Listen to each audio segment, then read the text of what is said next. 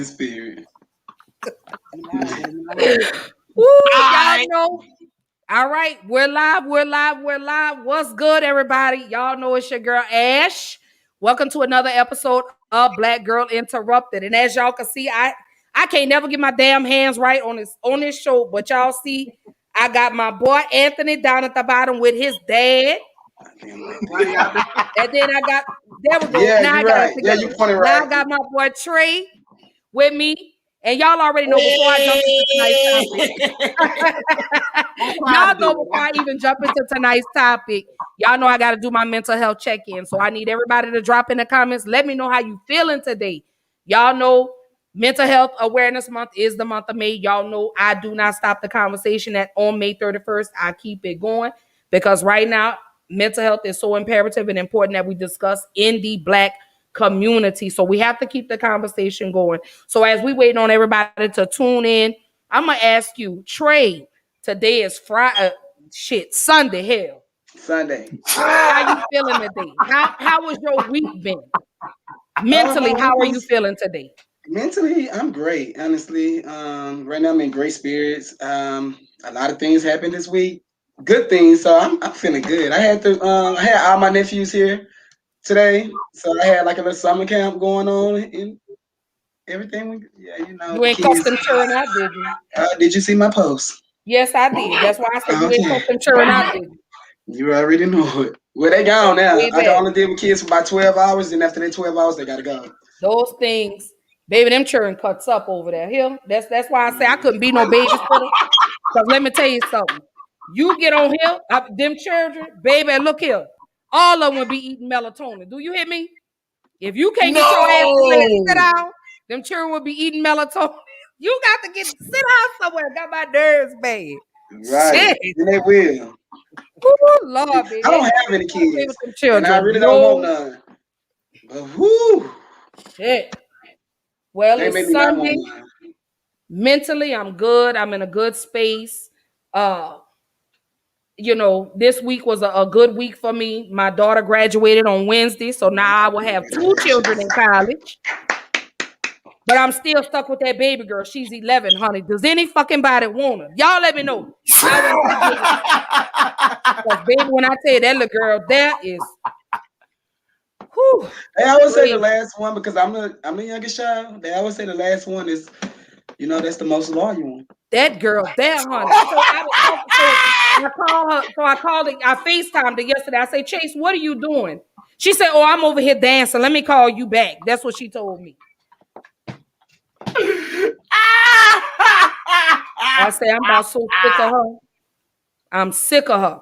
So, Anthony, Yeah. it's Sunday, babe. How you feeling mentally? How you feeling today? How? Let me ask you, how was your week been mentally? Okay. Mentally, okay. I can say that. Now, the only reason as to why I say okay is because, I do go between, being an artist, but I'm also my 9 to 5. So on top of my 9 to 5, I'm also staying up half the night working on a whole bunch of shit and then trying to catch some sleep, knowing that I'm just still trying to get something done. So that's all that is. But I'm okay. Like more than all, I'm all right. I wish this weather was a lot better, but it's the South, man. We don't know. It is hot as hell. Do you hear me? I need somebody. Somebody needs to call God and tell him to cut the heat down. It's hot. Yeah, I'm it's about so to fall hot. off the damn bone. It's so hot. I'm like, oh Lord, honey, it is Oh shit! 500 damn degrees out here. Hey Nicole, what's up, boo? That's my girl Nicole. She is on the ADHD Hour podcast. Y'all can catch them on Sundays at 6 p.m. Central Time, 7 p.m. Eastern Time. They are on YouTube and they always come in and show me an abundance of love and abundance of support. Check her out. She's gonna be on the show with me on June the 29th when we are doing our open farm. We are talking about relationships, honey. Black men and black women relationships. Whew. Oh Lord. Oh Lord. Oh We got to Lord. talk about Hey, it because hey, we need look. y'all black men to know, and we want to know how y'all feel about us. I just Hey, did my look. episode. Hey, look. I might tune in for that shit. You know what I'm saying? Because baby, I want to know. And then I'm also, don't forget, I'm doing my Father's Day special next Sunday. So I'm celebrating and recognizing all the Black fathers. I'm not saying the whites and the Latinos and the Asians don't matter, but right now I'm focusing on the Black men. Y'all know how I get down. Just because I'm pro-Black doesn't mean I'm anti-white. But, Amen. okay. That's right. I thought somebody that wasn't Black said something. That's right. That's right. That's right. That's right. That's right. Y'all know how I get down behind my Black men. Y'all know how, baby. Y'all know I'll fight them over behind these Black men, baby. Do you hear me? I love y'all Black men so much. It's I know, and everybody's like, Ashley, you say the same thing every time. Absolutely, because when I feel like this, when the world says y'all aren't shit, I feel like y'all are every damn thing to me. So to every Black man, I love y'all with every fiber of my being. We appreciate you, baby. We appreciate I love y'all Black men. Y'all know we appreciate you. I will milli whop on your ass when it comes to a Black man. He'll play with him. Well, y'all just don't know. If y'all don't know about Black men, look at them when they walk in the room. It's like the world stopped. Everybody have to stop and look, and they like, shit. Because I know when I see a Black man, I be like, ooh, come through, Mufasa. Come on. Come through, Mufasa, because y'all Mufasa is strong. Why did you say that? Why did you y'all know that? Strong, honey. Kings. That's my alter ego. That's my alter ego. That's my alter ego, Mufasa. You know what I'm talking about? I love y'all Black men. I do. I absolutely adore y'all Black men. I do. I love y'all so much. I really feel like God made me Black and designed me to be with a Black man, and that's all I like. I'm not racist, but I just prefer Black men. Right. I love the way they smell. I love the way they feel. Every time I see a Black man, I'm like, man, if that ain't cocoa butter, I love you, too, baby. I love you. Y'all gonna make me move back to Biloxi. But I do. I really, honestly, I do love Black men.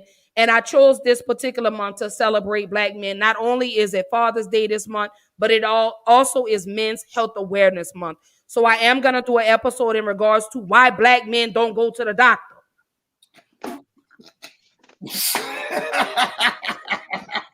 Y'all already know.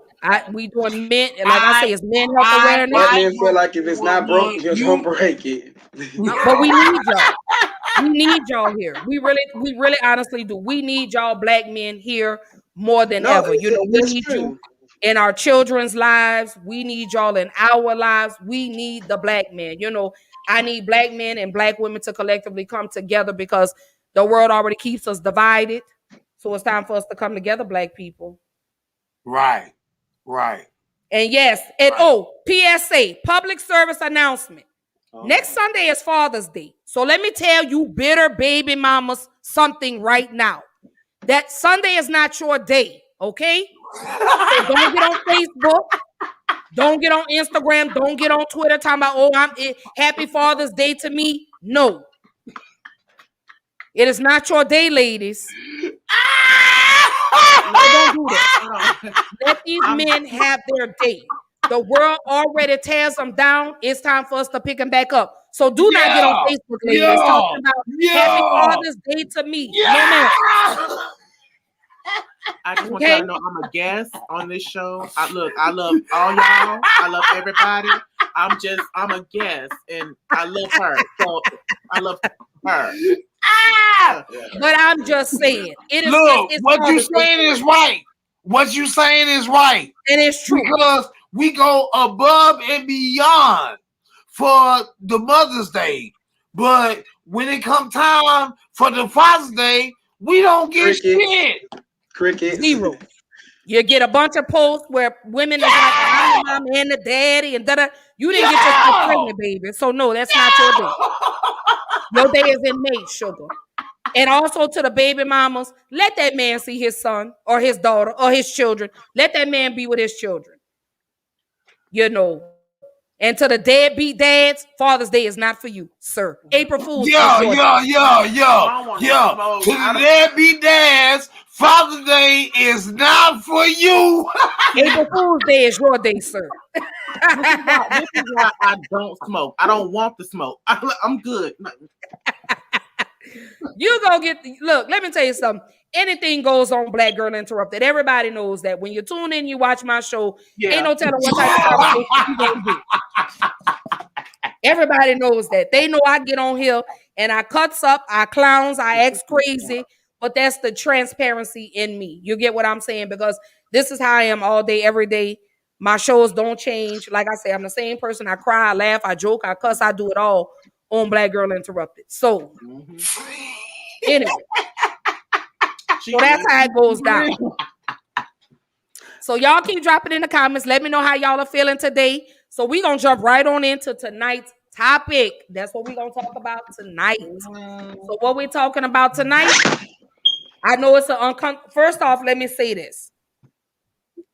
This is going to be the most uncomfortable conversation in the Black community, but it's a conversation that needs to be had. June is Pride Month. So I'm recognizing the LGBTQ community. I'm a big supporter of the LGBTQ community. Anybody that knows me, y'all know I done had my fair share of being with women. I done had my fair share of being with men. I'm not ashamed. Okay? I'm absolutely not ashamed. But we need to have this conversation because being a gay Black man in America is a struggle. The world does not accept their lifestyle, but you need to respect it. You get what I'm saying? Put the sexual preference out of the way and understand these Black men fight the same plight as you. The police do not discriminate when it comes to killing these Black men. They don't give a damn if they're gay. All they see is he's a Black man.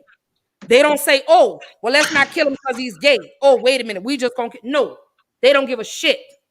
Gay or straight. They killing Black men. So tonight is the night that we have this conversation. We have to talk about it. We absolutely have to talk about it. So let's jump right on into it tonight. So again, tonight's conversation, being a gay Black man in America, #pride. Hence, y'all see I have my yellow on because I'm a ray of fucking sunshine here. Right. Y'all better know it. Y'all better know it. And why not bring my two closest friends on this show with me to share their stories?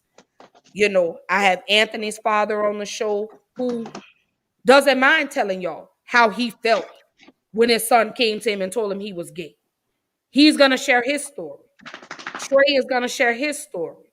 But before we even get started, yesterday marked the 5-year anniversary of the death of 53 people at Pulse, 49 people injured. Or did I say that right? Yeah, 49 people. 49 killed and 53 injured. Yeah. I knew I got it. Wow. So it's bad that I know that, but yeah. Right. Wow. So I definitely, like I say, I want to recognize and show love to the LGBT community. And this is what we're celebrating. Damn, that's French. Right, 2021. That's what we are absolutely celebrating. And let me tell you, I think Black love is a beautiful thing. I don't give a damn if it's 2 men, 2 women, a man and a woman. Fuck it. I love it. I love it. I love it. Black love, baby. Can we normalize Black love? Yay! Can we normalize Black love, regardless of the type of relationship it is, whether it's gay, straight, pansexual, metrosexual? I don't give a damn. I just want the love to be. So as we jump into tonight's topic, like I said, and I do want to put a PSA out there. I will definitely not tolerate any disrespectful comments. Let me say that first and foremost.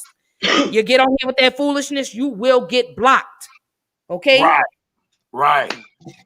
So please be respectful of my guests that I have on my show tonight. If it doesn't apply to you, let it fly. Period. And guess what? if we don't give a fuck about that goddamn bullshit, we don't give a fuck about that goddamn bullshit. Nah, yo, that's how we coming. Yo. So here we go. Let me go ahead and let me drop this video in remembrance of the victims of Pulse nightclub in Orlando, Florida. Brandon Wolf makes this trip, he says, as infrequently as possible. Each visit to Pulse, reigniting the memories of June 12th, 2016. Brandon was inside the club's bathroom when a gunman opened fire on the dance floor. The music was still playing. And about a dozen people rushed in the door. Panicked. They weren't screaming, but their eyes were screaming, if that makes sense. And I remember them crouching on the floor saying that there was a man with a gun. And there was this furious debate about whether we should hide or run. But we were in a men's only restroom with no stalls and no doors. And so the only option was to run. Brandon escaping through a back door. His two best friends, Juan and Drew, were on the dance floor at the time and didn't stand a chance. They were among the 49 people killed, and more than 50 others were injured. And I'm curious where everybody is at this level.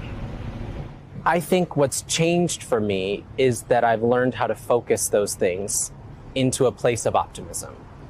His optimism born out of recent congressional elections where 40-plus NRA-backed candidates lost their elections, new gun laws banning bump stock and raising the minimum age to purchase a firearm to 21, the state's first new gun legislation in more than 20 years. And in 2020, for the first time, moms demand action outspent the NRA. But his level of anger has also increased. So I'm angry. Yes, I'm angry that we still have elected leaders who turn their backs on us. Specifically, Florida's Governor Ron DeSantis, who removed funding for Pulse survivors from the next budget and signed an anti-trans bill on the very first day of this Pride Month. Where are you? What's changed? That's such a big question for so many reasons. Barbara Palma is the owner of Pulse. She was traveling overseas when she got that fateful phone call in the middle of the night, exactly 4 minutes after the shooting started. And that person said, "There's shooting inside. He's shooting inside." He just kept screaming it, that someone was shooting inside. And I didn't understand what that meant. I mean, that's just not comprehensible for a place like Pulse, which never had any problems before, not even an altercation of any kind. So it was just really hard to wrap your brain around, and you can't quite comprehend what that really means. She spent the last 5 years trying to understand what took place at Pulse. So much has changed. Where I am kind of ebbs and flows every single day throughout the year, and I know it's been 5 years, and sometimes it feels like it's been a long time, and sometimes it feels still like yesterday, and I think it's just because of either things you see or just how you wake up that morning. It really just kind of hits you at certain moments. And of course, the closer June comes. These days, Palma committing her energy and focus to the One Pulse Foundation, which includes a scholarship bearing each victim's names and creation of a museum and memorial. The club itself will never reopen. I knew instantly after I had been inside there that it could not reopen, that we would not dance in there again, that that was sacred space immediately. That was it. The Pulse Massacre, a tragedy so immense, not even the passage of time can change its raw emotions and memories.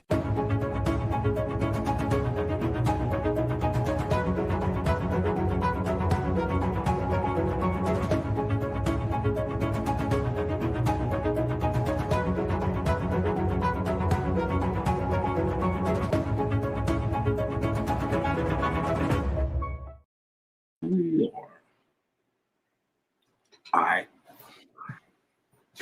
Talk about that. So Trey, I'm gonna ask you, when that first happened in Orlando, where were you? 5 years ago, where were I? I think I was at home. No, actually, I was in a club when we found out about that. I was inside of a club. when we found out that news. That it was really touching. I'm not gonna lie. That was really something that kind of scared us. I think kind of scared a lot of gay people around the world to even want to go out because you know how some people can be, and you know you have copycats when things like that happen, and they'd be like, Right. "Oh, let me do this too." And we had a lot of here in Houston. We had a lot of threats towards our pride parades, towards our clubs, Yeah. to where it made us not want to go out. Sometimes it makes you not want to be like you try to stay safe and stay at home. So I was really it really put a damper on our community at the time in Houston. Like a lot of people did not want to go out. Right. I remember when it came on, when it flashed across the news, they were like breaking news. And I think Houston, because that's where we are. We're in Houston. Uh, was on alarm because I want to say they were getting ready to have the gay pride parade The here gay in pride. Houston, as a matter of fact. And a lot of people, I remember a lot of event vendors had thought about pulling out of these events because they didn't want the copycat. The But copycats. they Yeah. proceeded and they went on anyway. But I said, damn, what did why? And then in the It's too midst much of, hate. as them going through the story, come to find out the wife took the husband to go purchase these guns. My thing is, they not bothering you. Leave them the fuck alone. Leave them alone. What you eat don't make me shit. So I don't understand, Wow. Anthony, with you, because I know you were young. Yeah. I was in my apartment. I was actually starting to record my album around that time, and I remember I got super depressed when I heard the news. So for a few months, I was just going to work and just staying in my house, just because I just didn't want to go nowhere. I was just like, okay, well, these motherfuckers crazy. I'm not going out in this bullshit. Like that's how I was Right. thinking. Like, and then I got so sucked into my sunken place to where I just stopped everything and was just coming home, staying in my room. I was staying, me and my sister were staying together at the time. So I was just half the time she wouldn't even know I was in there because I was just so quiet. That's just how, yeah, it got me. Like, and I think the following year was when I met you, and I think that was my first time actually being fully, out comfortable enough to go to an event. Right.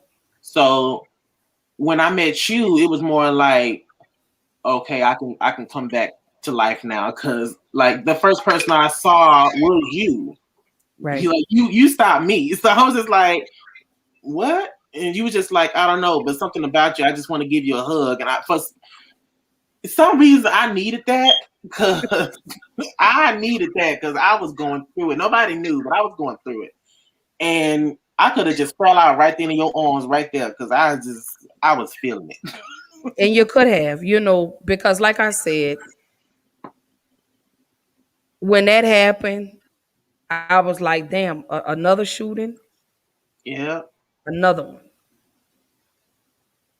And I'm just like, you have all these people that are, having a great time in the club, hanging out with their friends, and for someone to come in and murder 49 people because of their sexual preference. And I think the video that I saw was kind of like, oh my God, because there was a Snapchat that a girl was recording, and you could hear the gunshots going out in the Yeah. back. You can just see her face like, oh, like, yeah. I just like, wow, people really don't fucking like us. They don't. I'm laughing They because don't. that's what happens, but that's how. And it's sad, Yeah. that it's almost like how white people don't like black people because we're black. Like the KKK doesn't like us because we're black. But now we don't like you because you're gay. Why? because you choose to be with a man or she chooses to be with a woman. Yeah. I love you just the same. Right. And I just, what really bothers me is the conversations that people have in regards to gay people. I remember I was working at T-Mobile when I was living in Biloxi. I was working at the T-Mobile right there by the beach, and a guy came in, and it was a young lady that was in there. She was in the military, and she was gay. And we were just in there laughing, having a good time, and this man came in. So long story short, he said,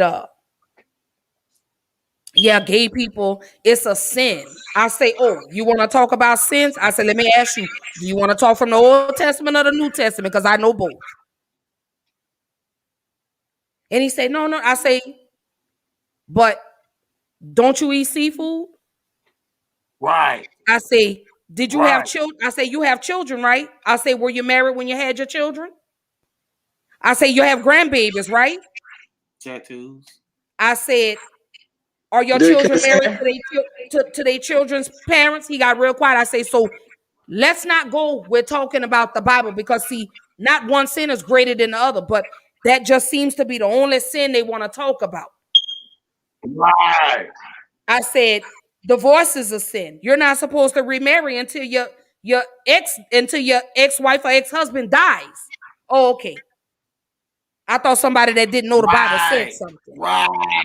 We're not supposed to be drinking. Right. We sin every day. Lust is a sin. How many times have you walked by and I'm like, oh shit, Denzel. That's a sin for me to lust behind that man. But we do it. But my thing is, don't throw stones when you live in a glass house, and do not come and talk to me about the Bible, honey, because I could talk from the Old or the New Testament. Which one? So and it was so ironic because a pastor happened to come in. And when the pastor came in, that man left. I say that wasn't nobody but the devil that was in here. Right. And that pastor told me, Right. and he was from Birmingham, Alabama. That pastor told me, he say, he said, the lady that works at the church is gay. He said, I trust this lady with my life. He said, I don't see no different. All I see is a woman. Right. So that's how I look at you, Trey. That's how I look at you, Anthony. I see two beautiful black men in America who just so happen to love men. Right. But that doesn't change my love for you. Right. Right. I don't look at you any differently because of your preference. Right. Now Because that's the that's your thing. preference. That's the thing. You know what I'm saying? Right. I love my son because he's my son.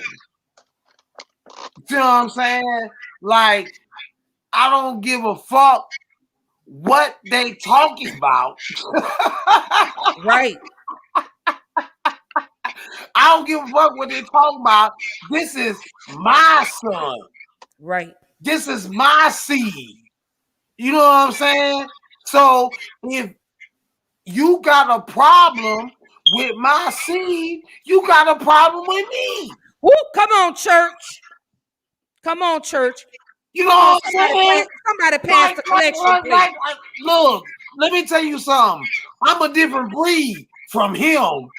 Now, let me just make this clear. I'm a different breed from him because I go hard. You know what I'm saying? I go hard in the paint that I feel strongly about. You know what I'm talking about? Right. But when it comes to him, nah, bro. You ain't got to do none of that. All you got to do is respect yourself and express yourself, and that's what it is. Now, anybody that's got a problem with that, they need to come see me. They need to come see me in the underground. And that's trill. And that's what I mean when I You know say, what I'm talking about? and that goes back to my last episode when I say, this is exactly why you black men are needed in your sons and your daughters' lives. This is why. You know,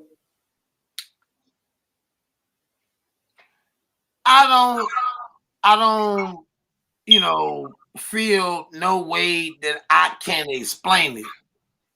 But being a gay black male in America, I know it's hard. See what I'm saying? Yeah. I know it's hard. I know it's hard what he got to deal with. I know it's hard what I got to deal with. But guess what? I'm staying 10 toes down on what I'm saying. And if my son ain't got nothing to do with it, then he ain't got nothing to do with it. But guess what? At the end of the day, my son is gay. And I don't give a fuck what a motherfucker got to say about it, bruh. You see what I'm saying? Like, it ain't enough men out here like me. It ain't no men out here like me. Because guess what? If they men was like men, then they would get behind their son. You see what I'm saying? Please say that again. Say that one more time for me. It ain't enough men out here like me. Because I'm going to get behind my son regardless, by hook or by crook. I'm going to get behind my son. Because my son ain't got no business being here. That was on me and his mama. See what I'm saying? Right. So at the end of the day, I got my son's best interest at heart because I know that, all right, you wasn't supposed to be here by false pretense. But you are here. So guess what? We gonna take care of you. And that's on everything I love. I'm gonna take care of mine. Fuck how anybody else got to feel about this shit. I'm gonna take care of mine. You see what I'm saying? Absolutely. I definitely do understand, and I'm glad. I'm glad So that you support your son the way you support your son. Man, I support my son in every way. It don't matter what, daddy, I'm finna shoot this video here. I'm finna shoot this video there. If you can come, you can come. But I'm finna shoot this video here. Look, I've been on my son's video shoots. Oh, I know. Yeah, she knows. Oh, I know, baby. You know what I'm saying? Oh, I know. Yeah, so that lets you know I'm support of my boy. You know what I'm saying? This is a direct reflection of me. This is my boy. You know what I'm saying? This is my boy. So guess what? I came on this podcast tonight to let y'all know that this is my boy. I love it. You know what I'm talking about? And that's what I mean when I say I love the passion behind it. You know what I'm saying? And that's, we have to see, we as a black community, we have to see more of fathers going hard for their children. This is exactly what we need to see, because the media does not show this side of the black man. You know what I'm saying? The only thing the media shows is y'all in handcuffs, behind bars, and on a pole slab. And y'all being drug dealers and robbers and all that. But this is exactly why I wanted you on here tonight, because I wanted you to show the world how black men are supposed to go this hard behind their children. Right. This is what we're supposed to do. Look. Because like I say, society don't show y'all like this. Society, like I say, they show y'all in handcuffs with a knee on your neck by the police. R.I.P. to George Floyd. Right. That's what they show. When you watch TV, They Yeah, I'm show on live just right the now. I'm doing a mamas, and the podcast. daddy ain't nothing but a deadbeat. The daddy is this, I'm the on live daddy right is now. I'm that. doing a podcast. That's all they show. Right. They Right. don't show y'all in a positive light. But Yeah. I'm going to show y'all in a positive light. So let's go on to the next question. So here it is. Finding myself as a gay black man in America. So so Trey, I'm going to talk to you for a minute, babe. I'm going to talk to you. Come on. How did you know that you were gay? Oh, honestly, to be honest, I've been on since a child, like elementary days. Like I can only speak for myself. I can't speak for every other gay black man in America, but I honestly don't feel, and it's just my opinion. My opinions are not facts. It's just my opinion. Right. I don't feel nobody is actually turned out that way. I do feel we are born this way. It's not something that we actually just choose. Like when you grow up and you start getting in contact with your hormones and your feelings, and you know what you're like, you just attracted to what you're attracted to. You didn't choose the attraction. You didn't actually choose that. So I just feel like I've been knowing. I've been knowing since third grade, fourth grade that I like men. I like boys. I've been knowing that. I've been knowing that. It took Babe, me a I was long time to messing with accept girls in elementary it. school.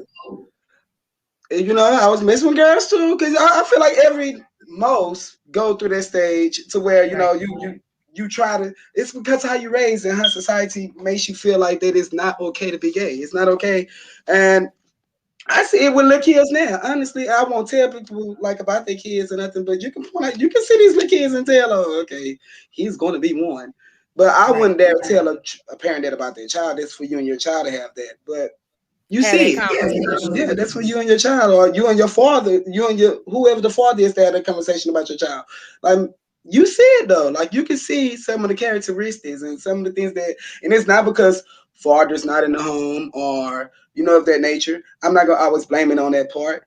Cause it's some people that have the fathers in the home and they still come out to be gay.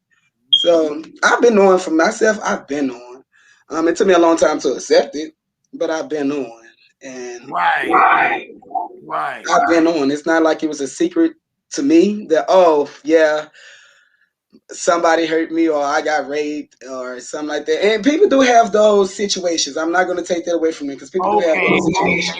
Okay. So, Okay. All right. All right. I'm not going to Now, take that away from now them. But for me, that's what it is. it That's wasn't what it none of is. that. I've been on. Yeah, that's what it is. You know what I'm saying? And truth be told, a lot of this shit has been passed down through the 80s. All right, let's be clear. A lot of this shit was confined to the disco clubs, to the people that wasn't like that. This shit has been confined. Mm-hmm. All right. All right. Now let's Right. be clear.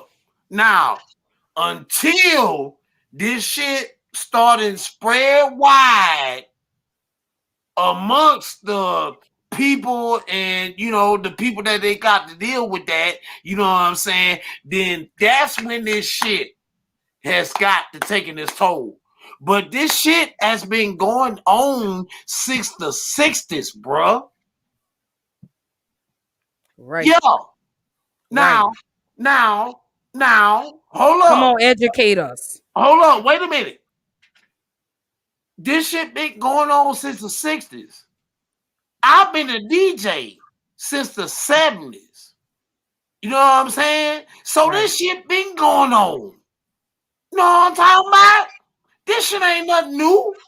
This shit been going on. Of But course. guess Right. what?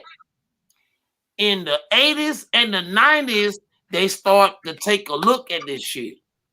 Right. And in the 2000s, they start to really take a look at this shit. You see what I'm saying? So my thing is this. Don't let go of what made you. You know what I'm saying? Right. You know what I'm So talking about? No, I definitely feel you on that. I Don't let definitely. go of what made you. If this what made you that, then go ahead. You know what I'm saying? But at the same time, if you questioning that, then hey, I ain't got to question whether I'm straight or not because I'm straight, but my son is gay. See what I'm talking about? Mm-hmm. Right. I feel you. So Anthony. I definitely understand. So Anthony, finding yourself as a gay black man in America. How did you know? Was it so? Because I want you to be as transparent possible, and I'm gonna come back to you too, Trey. Mm-hmm. How did you know? Was it something, was it something you did? Was it something, how did you know that you were a gay black man in America? Yeah, tell us. So I knew at the age. I'm so sick now. I'm gonna give you out a quick, and then I'm gonna explain my reason. Okay. I knew at the age of 6. I knew what I'm for real. I knew this because every time I would see somebody, I'd be like, "Ooh, yep, okay, bam, boom, pow, like you, not you, cool, right?" I was doing that in my brain. That's right. You had the playboy friend in your head. Yeah, I was doing it in my brain, like when I found out the word cute, I was like, you cute, not you. Okay, never mind. Yeah, boom. Yeah, like I was doing that. So I figured that out at the age of 6. Yeah. That was also the same year I promised myself that I would never waste a woman's time. Now, I'm at the age of 6 thinking like this. Okay. So you hold up. You we talking about things. No. You ain't gonna waste no woman's time. Right. All right, go ahead. And the only reason I came with that conclusion to put my mother's business out, but this is my truth. My mother was dealing with somebody, not him. She was dealing with somebody who was in the closet. I had caught him in bed with another man. Wow. It be like that. It be like that, child. It be like that. You don't be want to tell them, but you be knowing. Wow. See, I didn't know nothing about that. So let's just make this clear. I didn't know nothing about none of that. Right. You know what I'm talking about? I ain't know nothing about that. we talking. So I'm good with you. So And I'm pretty sure he tried to be hard on you. When I tell you, when I made the discovery, the first stop. What you? Okay, come on, Daddy. He telling his truth. Come on, Daddy. We got to let him have his truth. I'm not stopping him from telling his truth, but this is some shit that I don't know about. Okay. You see what I'm saying? Right, so right. I'm just as surprised as y'all. But okay. Go ahead. I respect that. I respect that. I start talking because Go ahead, bro. Go ahead. So when that initial moment happened, the first thing that came to mind was I told him I never wanted to see him again, and I brought him to my mother. That's how we were able to get away from that situation. He was also abusive to her. Oh, okay. Oh. Which is why I told you a few years ago. That's why I thanked you for not being part of the problem. That's what I meant by that. Right. That's what I meant by that. Please be careful. So this is my daddy, y'all. It's okay. That's okay. I'm loving it. But this is the truth. So I'm using this forum to bring it out. This is what happened. This is what it is. Right. So by that whole situation happening, I knew in my brain, like, I love my mother. I wouldn't do that to my mother. I wouldn't do that to nobody else, no other woman like that. So I know my truth. And I'm going to live my truth, whether that's going to fuck me up in the long run or not, because I was so strong in that promise I made to myself that I was not going to do that. I refuse, because that's, it will always bring me back to that moment. And that goes back to the scene, remember in Waiting to Exhale, when Loretta Devine walked in on her son getting head, and she told him, she'd say, I'd send you to your daddy if your daddy wasn't gay. Y'all remember that scene? Y'all remember that scene in Waiting to Exhale? I knew what you were so finding yourself as a gay black man in America, how did you learn to deal with that? Right. Anthony, how did you learn to deal with that? And then Trey, I want to come back to you. Okay. I learned to. This sucks. This completely sucks, but I done got through it. Oh, it's okay. Going through the situations I've been through taught me how to be secretive. It taught me how to lie. I never lied about my identity. That's just never been the thing. I've always been truthful with who I am. I just never was the person to just like flat out be comfortable enough to talk to somebody like talking about. So me, I'm walking around living my truth. Then, if y'all don't like this, okay, that's fine. I'm all right in the end. So it is what it is with me. But I did face my challenges, and I did have to go through some terrible shit. I had to and you saw the response you got from him, because he didn't know that. And I waited to get on this platform because I knew what we were talking about. So I said, yeah, this is my truth. I'm going to finally tell it, and I'm going to be honest and actually, be forward with it, because at some point, this is my truth, and I have to own it.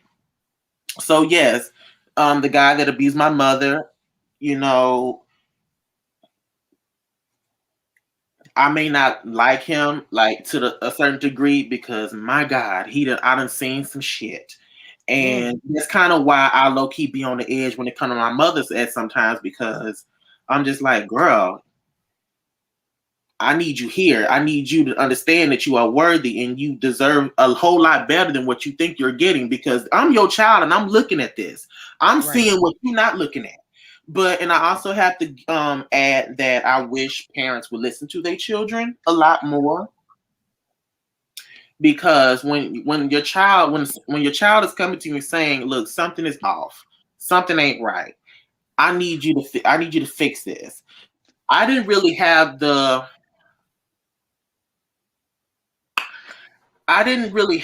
agency nor the authority to tell my mother, hey, I don't like this. That's when it goes back to that thing where they say you're a child, stay in the child's place. Right. And I was taught that very early on. So everything that was happening, I kind of knew before it started happening, because I would literally see some things go down, and then I would go home, and then for real, I would see some stuff go down with her significant others. Then I would go home, look her in her face, and say, I love you, Mom. Not to be on no shady, because my mother is everything to me. I love her. She's my queen. But this is what happens. This is what happened. He don't know that because they're not together. So, he not going to know this, what I'm telling y'all. And, that's fine. I didn't want him to know that at that time, because I was young and I didn't want to answer those questions. That's my daddy. But, now that I'm grown, I can fully process my feelings and emotions, and then truly have that dialect with him if he wants to know. Right.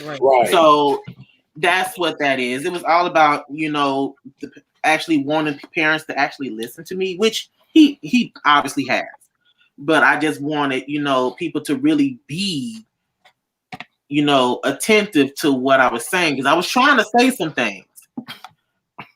But it was just people weren't really trying to hear it, or I let grown people be grown, and that's, again, I was a child, so I didn't have that authority to tell them, look, I'm seeing this right here. Why aren't you like? Why you don't see it? Right. And to put it bluntly, I've never been disruptive of my son. Like, regardless of how he came at me, I've always been receptive to it. You know what I'm saying? So, other parents might feel like how they feel about their kids and all that old shit. No, because I've always accepted that he was mine. You know what I'm saying? So if you mine, then I ain't got no reason to buck at you. Right. You know what I'm saying? I ain't got no reason to. You mine. You know what I'm talking about? Shit. Look, let me tell you something. All y'all parents out there, I want y'all to listen to this. Don't buck against your children. And that's all I'm gonna say on that. Don't buck against your children, because they could be telling you something that you don't know about. Right. And that's how it's supposed to be. You're supposed to be able to have that open line of communication when it comes to your, with your parents. Right. I would right, rather my right. children talk to me than to talk to somebody, a rinky dink in the street. That's what I would prefer for my child to come and talk to me. And see, parents, we have to collectively have that means of communication open with our children. We don't. We don't want to hear what they have to say. So, these children run and they go and talk to whoever and whenever. And I want to tap in on that, Ashley. I want to tap in on that. Trey. What you just said. You said you'd rather for your kids to come talk to you than to go talk to someone on the streets. And that's very valid. And I want to say that because that's where a lot of these gay families get started from. And I don't know if y'all are familiar with the term of gay families, but that's where someone goes to find love from, like, guidance, and then and then always the right guidance, because I haven't seen it. That's where a lot of your kids get turned out on drugs, or then catch diseases from, or go down the wrong path when this path is supposed to be the right path for them. That's why they reach out to them, because they're not getting the love that they feel like they needed at home, so they reach out to these other people who didn't get no love at home either, so they don't even know how to love, and they turn your kids down the wrong path. That's one thing I tell people all the time. I'm glad I didn't have to come out to my people. I didn't have to tell my mother I was gay. I didn't have to tell my godfather I was gay. Right, they already knew it. They told me. They told me. So Trey, they so let me ask you this. already knew it. See, that, no disrespect. Right. You know what I'm saying? But they already knew that. Mm-hmm. They already They was actually waiting on me to tell them. No, but I was gonna never tell them. I was personally like, no, they ain't no. never business. Look, when I knew my son was gay, I already knew he was gay. Mm-hmm. So I didn't have to actually tell my family. Like, I didn't have I tell people that all the time. I never had to come out of the I knew you was about that shit. I knew you was about that shit.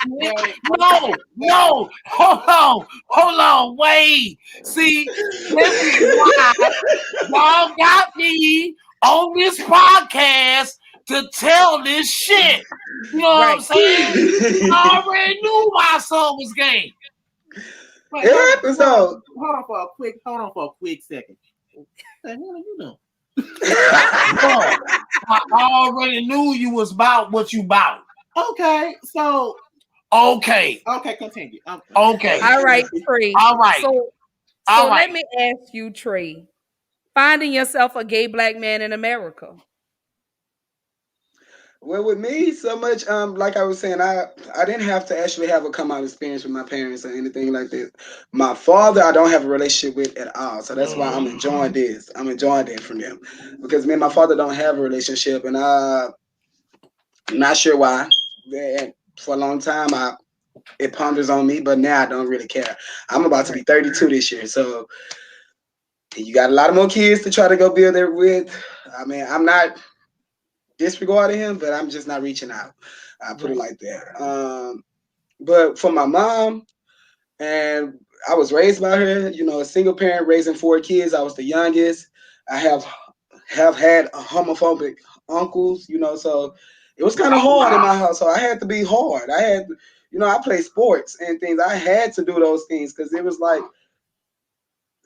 my people was real Southern raised, and they was raised on these deep rooted things. And we're not raising no Exactly. babies. We're not raising no Right, sisters right, and things right, like And that. right. that goes back to That the right. conversation that we had prior to us going live on the show when I said those were those secrets that people kept in their homes. It was Home. whatever goes on in Right, this house, right, it stays right, in this house. It stays in And this right. house. and that has been conditioned from back generations even to now. So that's what I mean when I say we as parents have to learn to open up the lines of communication. You have to break the shit that we have been conditioned because parents back then wanted to put up a front like, oh, we just live this perfect life, when in actuality you have a son that's gay, you have a son that's molesting the cousins, you have a sister who's being raped by the grandfather. Again, Father, here comes those my secrets. uncle. So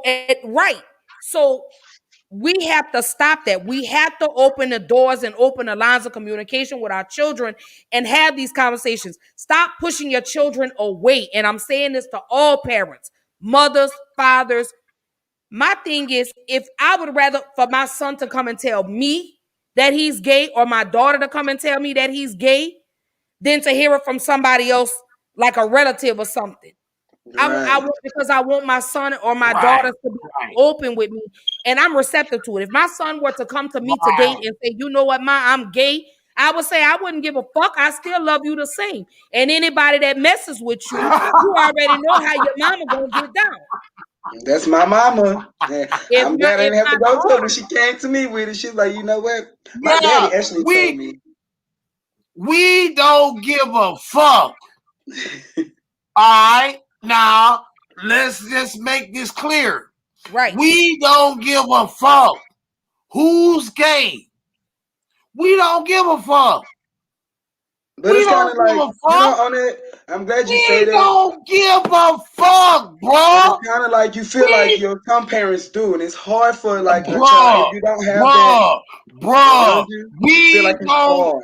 Real niggas don't give a fuck, bruh. And I'm just telling you what the real is, bruh. Real niggas don't give a fuck. We don't give a fuck if you gay. We don't give a fuck if you straight. We don't give a fuck, bruh. Do what you do. Well, I guess that's why they say ain't too many real niggas left. That's why they say. right. And that's the thing, and no, don't tell it. You know what, Anthony? Let me say this to you, babe, because you my baby and I love you with everything. Your dad has passion behind it. You have Yes. to Oh understand. no, I get that. I'm trying to figure out this going out to the live broadcast. If somebody is gonna be ringing because I know them headphones be on. And I don't give a fuck. I Hey, don't give a fuck. Mhm. You know what I'm I talking heard what about? he said. I'm his daddy, and I don't give a fuck. Now, take this with a grain of I'm salt. on live. Take this with a grain of All right, salt. daddy. I don't give a fuck. We got you. My We son know. is my son, and he's gonna be who he is. So now, I was just now, now, now, now, now, We now, got I you, was just daddy. Come wondering on, now, if let's you was move on through my this. Come on. son is gonna be who he is, and fuck that shit. You know what I'm talking about? And we love him just the same. Like I Yeah, say, yeah. we And love him. look, just because y'all love him, that don't mean I can't love him. Right. See But what no, I'm but saying? nobody. But what I'm saying to you, Daddy, we understand the passion. We get it. This is what we want for the black fathers to be like this when it comes to their children and whatever Right, it is, whatever right, conversation it is. right, right, Even if your right. son comes to you and says, you know what, I like white women or I like Hispanic women. You know, the same line of communication still needs to be open. You know, Right, whether, you right. know, so I appreciate the passion. I love the passion because, like I say, when I did my show Friday, I talked about the importance of the relationship between a black man and his son or sons. So I'm loving the dynamic between y'all two. You know, so what I'm gonna say to you is don't tone down who you are Oh no. because people can't handle you at 100%. You get what I'm Oh saying? no. Hell no. Right. Hell no. Look, So let me tell you something. I'm gonna turn up behind this one right here. right. I'm gonna And turn up. that's what we all I'm do gonna turn as up parents. behind this one right here, and I don't give a fuck what nobody got to say about it. I'm gonna turn up behind this one right here, and that's on everything. So Anthony, baby, that takes me to the next question. How does a subset of men struggle for acceptance? And in regards to that, that means because you guys are not accepted. You're not accepted by the black community because you're gay. You're not accepted by these because you're not gay. What was the struggle like for you trying to find your way in a homophobic world? Because the world is homophobic, and we're just gonna say that because it is. You know, Very. how did you struggle to find acceptance? Because I know some really close guy friends that are gay, and they really struggled with coming to terms and saying, you know what, I'm gay. I'm not accepted by the black community because I'm gay. I'm not accepted by my parents because I'm gay. So here you are, you're struggling. How did you learn? So Right. this is going to be a two-part question. So let me say this. When it came to your acceptance, how did you accept and come to terms and say, you know what? I'm really gay.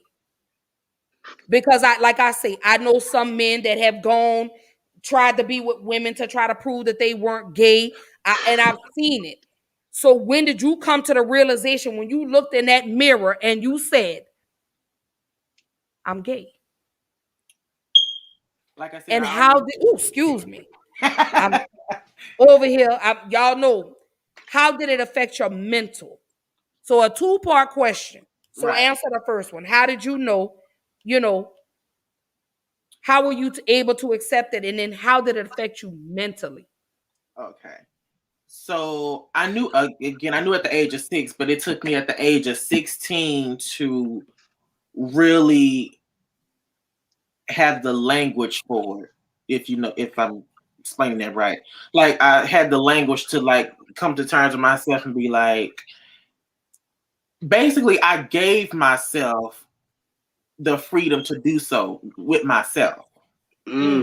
I get I, that. I had to do that because if I didn't, I would have just been like just out here in a sea of like full of depression, which some days you may catch me here and there. It depends. But I had to really like, I guess because when I was at the age of 16, I was just mentally tired.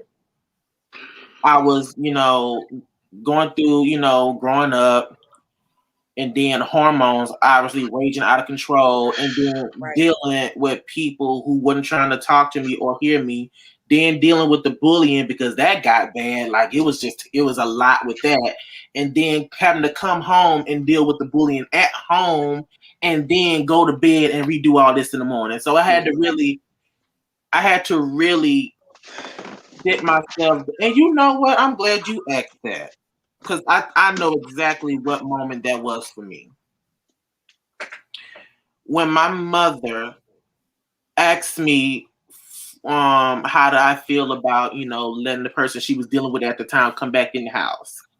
And I told her, Mama, at this point, you're going to do what you want to. I ain't got nothing to say about that. Right. You're going to do what you want.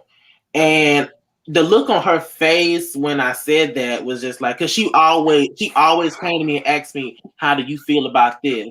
in my brain, I'd be like, no, what you doing, girl? We gotta move up. We can't, why we stagnant?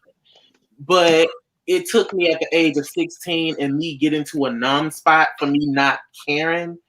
I was just like, let me just give myself this, myself. And then when I gave myself that, other people started giving that to me.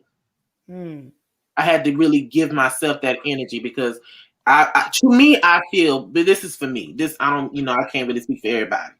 I had to give myself the freedom to look myself in the mirror to actually say those words to myself because it was always being said to me. Right. It was so always that was your moment.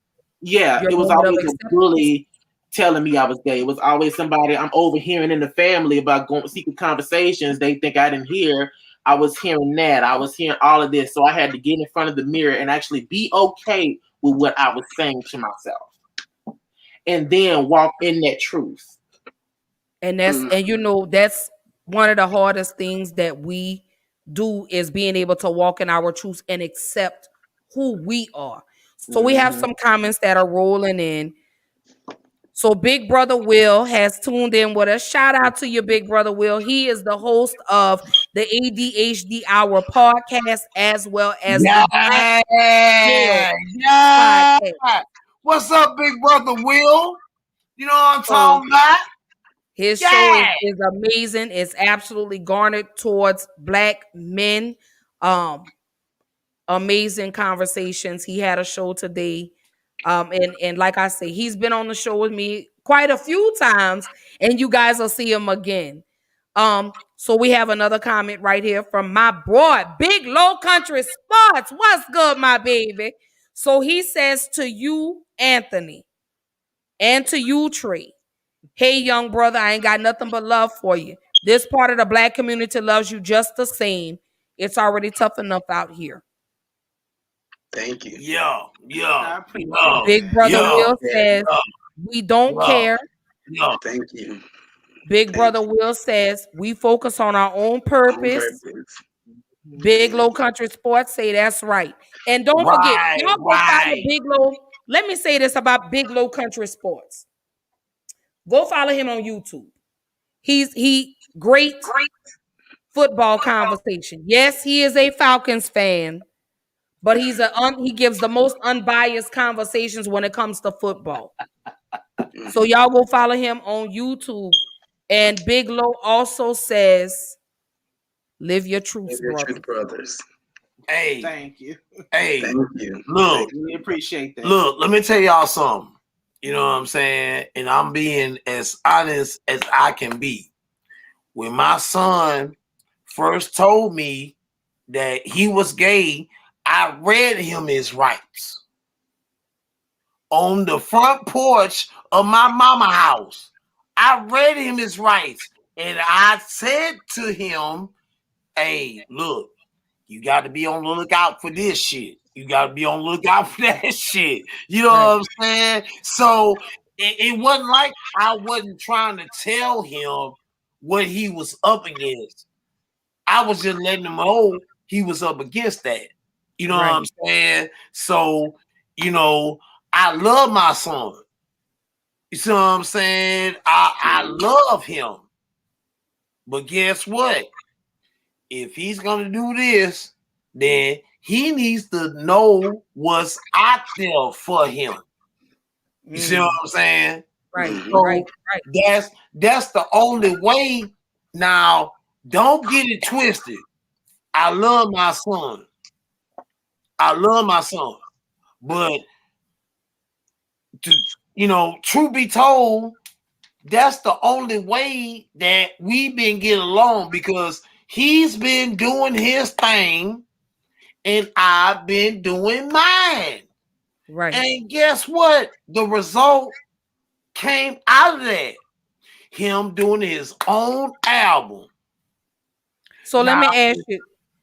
If y'all ain't up on that, y'all need to go look up his album. I got it. I got Rebel. Yeah. I got it, baby. Look. This had nothing to do with me. although I'm his daddy, Right. this had nothing to do with me. Right. And I'm proud of him. You know what I'm saying?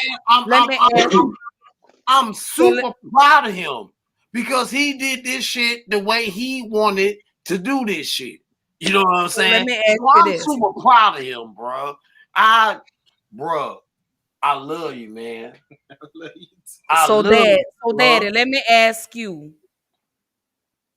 and I want you to be honest with me. When Anthony came to you and said, "You know what, Daddy, I'm gay," did you feel like you felt him as a father? No, I read him his rights. Great question. I read him his rights. I let him know what he was up against doing this shit, and I let him know that I love him. So boom. I read him his rights. So Trey, I want to talk to you for a moment. Mm-hmm. You know you my baby. Thank you. You know I love you.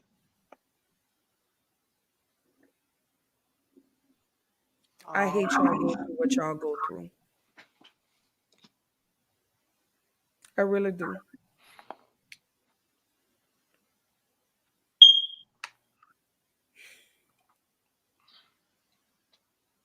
No, actually, don't cry.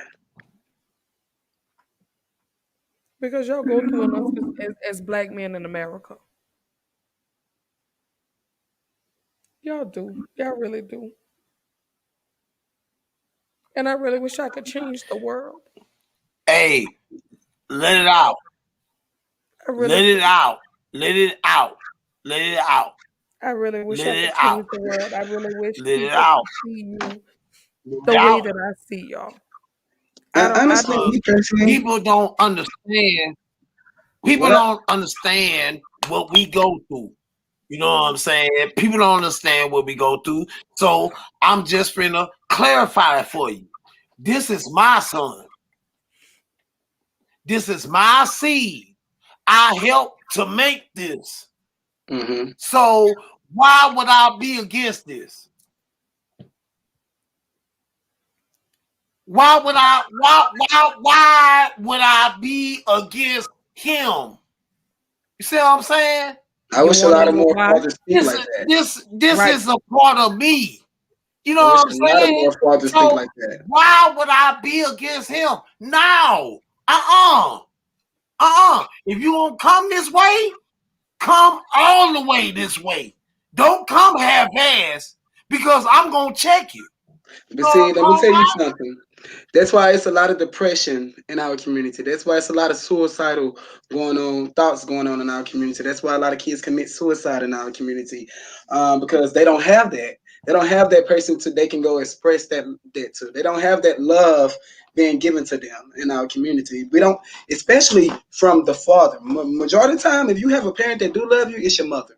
In our community, it's your mother. It's your grandmother. It's never a male aspect within your family because they just feel like, I failed you or you failed me, in some sense of that way. They feel like that you don't represent who we are. You're not representing my last name well, because it's a stigma on being gay, being black and gay. Because actually, technically, to be true, white gays don't go through what we go through as black gays. They don't really go through what we go through as being black gay men. Like, they can be as happy, they can be as loving, and they can be as jolly as they want to. They can run around here, skip and hop and do that, and you probably get a side turn. They probably turn the side out to them. But let a black gay man come skipping, hopping, and jolly and happy. Everybody, what the fuck wrong with him? What this and that? Right. Everybody starts speaking out. And another thing go ahead. Another thing I want to say about black gay men. One thing I want a lot of people to understand: when something happened to our black brothers, if it's police brutality or anything of that nature, black gay men always stand up for y'all. Something happened to one of us, that point. Y'all turn your backs. Y'all act like y'all don't know, or as if it's our fault. And Start that's standing with us Marches, we because we always and stand with that's y'all all the we time. always got the we in so the front lines on the support because we understand that we are part of this diaspora. But at the Exactly. end of the day, we do want, some piece of that love and respect back to us too, because we helping you and we need to help as well. We want that same love back. People don't really understand that Martin Luther King had a black gay man helping him with his protests. right. True. This is True. history. This is, I mean, you can rewrite the history all you want to. It's still there. So It's I still mean, there. That's so true. And I mean, I wasn't around during that time, man. but it was said and it was documented somewhere down the line that Malcolm X played on both sides of the fence. Right. So Big So Brother Will has a comment for y'all too. He says, I want to have some black men from the LGBTQIA on the Black plus, Male podcast. Okay. Hold no, on. I would love. I'm always interested. You know, I'm always Wow. interested, and I'm down for it. He And says, I'm here. I really would love to we bridge need that to, gap he because says, You would be the one to speak on that because I would not be the one to speak on that. You know what I'm saying? Because I go hard in the paint. You know what I'm talking about? So my son will be the one to speak on that because I'm going to give you the old school shit. You know what I'm talking about? Trill. so he says, so Big Brother Will says we need to bridge this divide between black men. we do. We honestly do because our sexuality should not determine who we are Who as you are as a people. person. Oh yes, who we are as a person. You know, it shouldn't determine that because Ashley used to work with me. I'm a very likable person and I'm very outspoken, and that's what I think got me through. I never went through a bullying stage, and I'm glad I never went through a bullying stage because I always been a fighter. I'm like you don't have too many times to play with me, but I Right. never had to go through that stage of it. So let me go to this question for you, Trey, because I want to talk to you. I'm sorry, I got emotional, big and like I told you all, You all right. I No, wish I you could change good. the world. You good, baby. You good. I Just really wish express I could. yourself. I Just really wish express I could yourself. change. Right. Mhm. I really wish I could change the world. So Trey, I want to know, how were you able? The same question. How were you able to accept? How were you able to get in that mirror and say, Trey, you gay? And how did it affect you mentally? You know what I'm Um, saying? It was yes. like, when did you know? Like Anthony said, he had his moment. What was your moment? You know, growing up, like I said, I always played sports. I was forced to, I'm not gonna say I was forced to do a lot of things because I love playing football. I love running track. I mean, that was something I wanted to do. I put myself into those situations, but I was always in a male dominated atmosphere. Like I never had a chance to actually just be gay. Like I never could just go out and just be Right, gay. right, And right, then I just right. came it just when I graduated high school, I told my dad that I was going to move to Atlanta. My goddad. When I say that, I'm talking about my goddad. I told him I was going to move to Atlanta. At this time, I didn't know nothing about gay things or nothing of that nature. I didn't know what goes on out there, how it Right. was. And he was like, "Well, I already know why you want to move out there." And I was like, no, I want to go to Clark Atlanta. That's why I want to move out there." He was like, "I already know why you want to move out there, but you ain't got to go out there for that. You can do that at home and da da da this and da da da that." And I was like, technically that was never my intentions, but since you said it, okay. But then it just, it got to a point to where you just tired of not being yourself. You get to a point where you get tired. You get tired of not being yourself. So I just started being myself. Like my mom then just the first time I brought a dude around was like 5 years ago. That's the first time I ever brought a dude around my family. I never would let them know who I talk to. I never would let them know what I do. I would never let them be Right, friends of right, mine. right, I would right, try to keep their life secluded from them. But now I'm right. starting to open up more and more and more to them because I'm comfortable with who I am. So I stop right there for a moment. When you brought that man around your family, what was the reaction? What was That's what you I know want to know. what?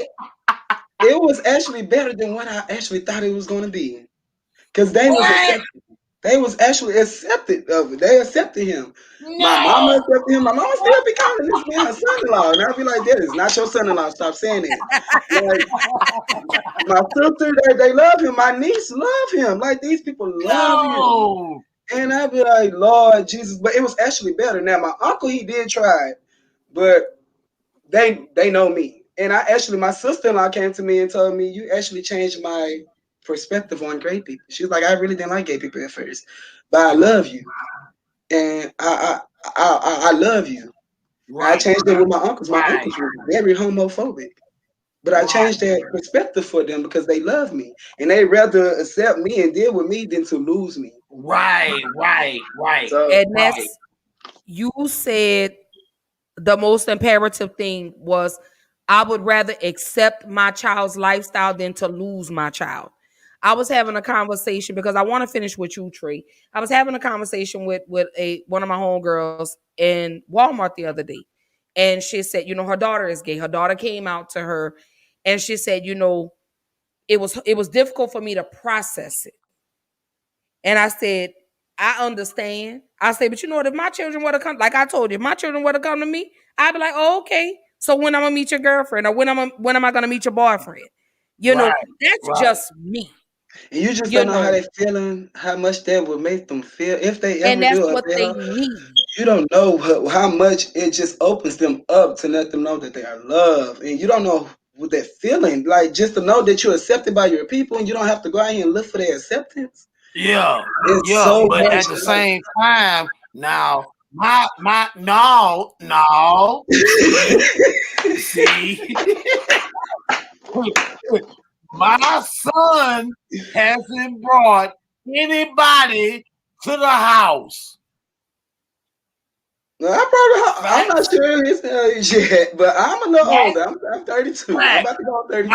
So My son hasn't brought anybody he feels worthy of coming to to the the house. house. There you go. There you But go. I got Don't you to just give him bring no one thing. anybody now. You can't just bring anybody to the house. Now, that's just facts. Now, I can tell y'all about my son all day long, but I can clarify that he has not brought nobody to the house.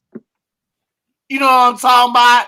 That he was going with or having a potential relationship with.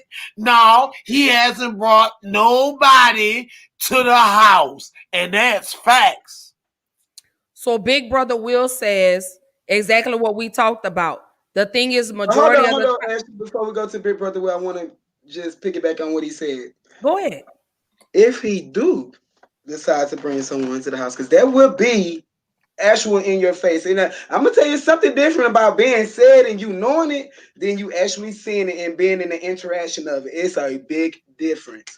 Right. How would But that at be for the same you? time, if he's gonna bring me around somebody that he's comfortable with, then I'm gonna know that he's comfortable with him. Okay. See what I'm saying? But now he's never, ever brought nobody to the house to say, well, this my girlfriend or this my boyfriend or we doing this together. No, he's never done that, bro. He's never done that. Go So ahead. Big Brother Will says, the same thing that we discussed prior to going live. He said the thing is, the majority of the time, the enemy doesn't care that you are gay. They only see a black man.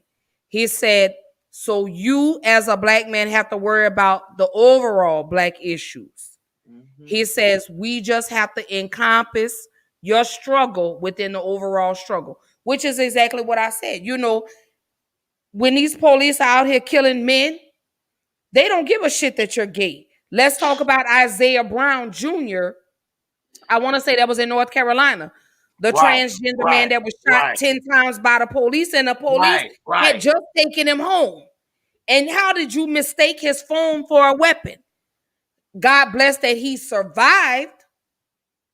And next month when I go into talking about black women, killed by the police, I'm going to talk about Kayla Moore. If you don't know who Kayla Moore is, please look it up. Look her up. Wow. Kayla Moore was a transgender man that was killed by the police. Again, they don't discriminate. So your struggle just like a straight black man.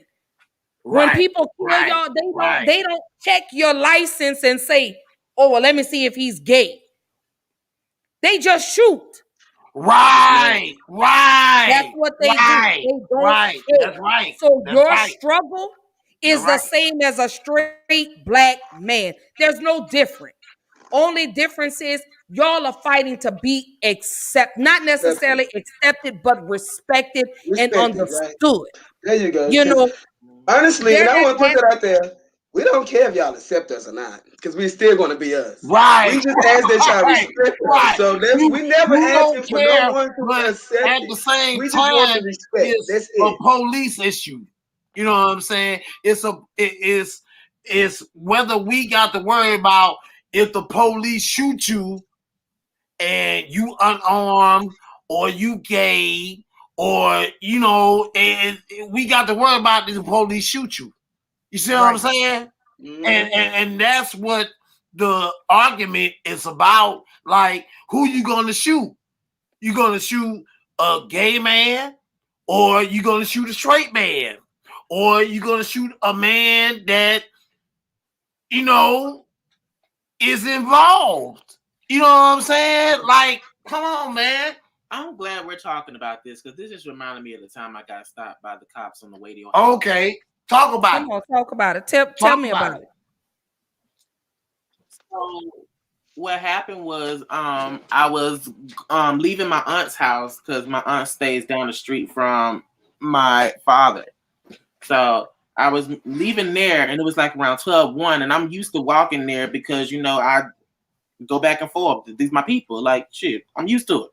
So my little cousin was with me, and I told him, I done seen the same cop car pass us like 3 times. So something was just off, and I could feel it, but I was just like, let me get my ass to the house because it's already cold, and I ain't trying to hear that. And this is in like November, December's type time, so it's cold. And so we get to the corner. I'm literally down the street, like 1 block over away from my dad's place. Right. They stop us, and I'm trying to figure out like, shit, what the hell we do? And I'm sitting there looking at my cousin like, look, because I know him. Like when he gets a little, irate, and I'm like, look, I was trying to keep his composure. You calm the fuck down. You already know I know about Biloxi police trade. I hold up, Anthony, because I want you to finish. I changed the settings. Are they still not able to comment? No, they're able to. They're coming in now. They tell me they're able to. Okay, they're commenting on your side. No. I'm trying to see where they come in at now. That's who I'm talking to. Okay, if not, tell them to go over to YouTube. Tell them to go to Black Girl Interrupted on YouTube. Okay. But I changed the settings so they should be able to comment now. I don't know what Facebook, maybe because the conversation, how Facebook does. Right. Anyhow, so okay, come on with the story. So you were pulled over by the police. You're telling your cousin, "Hey, I need you to calm the fuck down." Right. Because we already know how Biloxi police are. We were walking, so that's why I was trying to figure out like, shit, I'm just trying to get to the house, chill my people, because I know they cooking whatever. This officer stopped us, and it was 2 people. It was a black officer and a white woman. And I asked him, I'm like, sir, why are you stopping us? Because I'm used to these streets. Like, I walk all over the place. I'm good.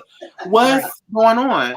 And this man not only stopped us, but got 6 other cop cars to come. Yeah, this is real shit. Got 6 other cop cars to come and surround us. Right. I'm thinking I did something wrong. I'm like, what the hell happened? Like, what's going on? That man told me that I fit the description of a robbery of a guy that had went down early that day. Do you know what my answer was to him? I said, sir, no disrespect, it's cold out here, but what other gay men wearing this bright ass red jacket For real, I said this to him. What gay Right. man you know wearing this bright ass red jacket with a bunch of glitter on? Robbing people. But you know that's how Biloxi police are. The Iberville police is like that. Gulfport police, you know how they are. And he got Especially when they see black people walking down the beach. You know they don't want us down there anyway. But hey, he got the stuttering and shit, and I'm sitting there like, the fuck? Like I was confused. Like, and he looking at me like I done said something like shocking him. I'm like, sir, I'm the only gay motherfucker I'm pretty sure in this part of town with this jacket on. Right. but who am I gonna be robbing with this jacket on? With this jacket on, full of glitter and shit. Now he does dress flamboyant. Now I'm this my son. Baby, I know it and I love it. No, this is my son, and I could tell you he dresses like he's going out. Yes, he does. I love him when he has the braids. When he has the braids going down the side. Look, like in that bag video. Get into my bag. Get into my bag. Hey, get into my bag. Get into my bag. Hey. No, look, I love him when he dressed like that because he dresses like a rapper. Right. So come on, y'all. We're rolling now into the black gay men and conflicting social identities. That goes into what Big Brother Will was just saying a minute ago. Y'all are not accepted by the black community because you're gay. Look, let me tell you something. You know what I'm saying? Now, I don't want nobody to get offended by what I'm getting ready to say. Why not? All right. So we want them. Let me hold up, Daddy, before you even start. Hold on, before you start. Let me say this. Let me tell you something. The only people that get offended is the people that are offended by the truth. Okay? Okay. All right. Now, I'm not worried about them. I'm talking about the people that might get offended otherwise the truth. You know what I'm saying? Okay. Now, watch this.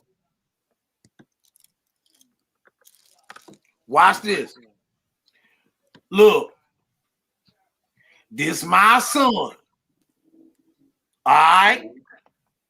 Now, if anybody got a problem with my son, you can come see me in the underground. Ooh. And that was on Mary Had a Little Lamb. Here. That's what it say. That's on Mary Had a Little Lamb. You can come see me in the underground if you got a problem with my seed. You know what I'm talking about? And that's how we rock it. Anthony, you already know when I come back down to the coast, you know we definitely gonna hang out. You know I'm gonna come down to the coast soon. Look, I got to come down to Biloxi. Look, I got to meet you. You know what I'm saying? And I got to meet your homeboy too. You know what I'm talking about? Hey, y'all plan a trip for y'all to come down here, and we gonna show you what the coast be like. You know what I'm talking about? Well, I'm very familiar. I used to live in Biloxi. Yeah, but your friend ain't. No, I've never been. And they don't. And you know what? And I think the sad part about it, they don't really do a lot of pride events in Mississippi, but they do Black Beach down there. Black Beach is in August. Yeah. Hey, look. What is Black Beach about? You gonna want to be down here for August. I guarantee you now. Only thing I miss about being on the coast, I miss cruising the coast. Because I love to see the old cars go down the beach, but I don't like the way they do the Blacks for Black Beach weekend. And they do, they go all the way out for straight to the coast and cruising the coast. Fuck the cruising the coast. Fuck that shit. All right. I like the old school cars. Yeah. Fuck that bullshit. For real. I Hey, do. I like to go see the old school cars, but I'm gonna have to plan a trip and come down to the coast. I promise. when you come down to the coast, we gonna take care of you. You know what I'm talking about? And that's true. I know, cause you know the family that I used to. We'll talk after the show. We'll talk after the show. So, 'cause he know he I think he's friends with my ex, but we'll talk after the show. We'll talk after the show. So all right, so we got our black gay men and conflicting social identities. Trey, Wow. Well, Trey. ain't no sense in them, coming like that. Now, ain't no sense in them coming like that because, look, my son is a proud gay man. As he should You be. understand? And guess what? Whatever he stands behind, I'm standing behind it. So, Right. bruh, look, you came across some niggas that ain't bullshitting. You know what I'm talking about? Right. This is a gay man. I'm a straight man. All right, let's go. Let's go. All right, Trey. So come on, baby. Let's Black go. gay men Let's go. Let's and go. conflicting Let's social go. identities. That goes back to what Big Brother Will said. Let me go back to that comment. So Big Brother Will says, let me go back. Hold on. Let me go back. When it says, as a black man, you have to worry about the overall black issues because not only are you dealing with being a black man in America, but you're dealing with being a gay black man. So when it comes to the social identities, let's talk about that. Have y'all ever seen that picture where you have the police officer having the gun up to the black gay man head, and then you have the black community having it up to the that picture just better explains it. Pretty much when you out there, you have a lot to deal with. You're fighting with your own community, your own black people to be who you want to be, to express yourself the way you want to express yourself. Just like you say how he dresses. I wouldn't say I dress so much flamboyant, but I'm not gonna say I'm just the most straightest dresses type person. Like I dress I put on whatever the hell I feel like putting on. Right. And I put on whatever the hell I feel like putting on at the moment. So Baby, and that booty, baby. I've been saying that. I be like, ooh, they got a big booty. I be like, hey. As much as we used to twerk up in that 18, I'm sorry, in that call center. Yeah. We would do our social shakedown after lunch at work on the clock. we already Trey would she be already know dropping it how. like it's hot. They didn't like that at the job. But hey, it is They what didn't it is. like it, but did I care? No.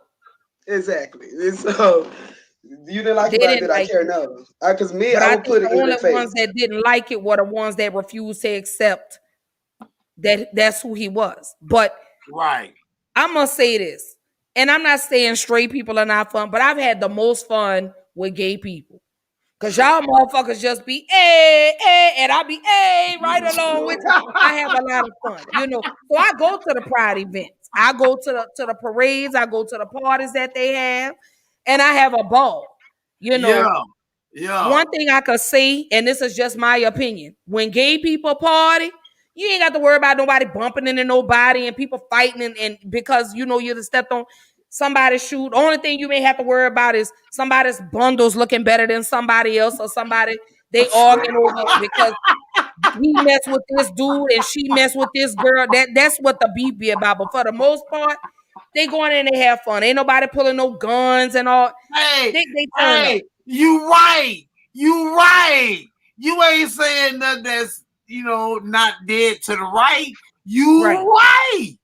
You know what I'm saying? You right.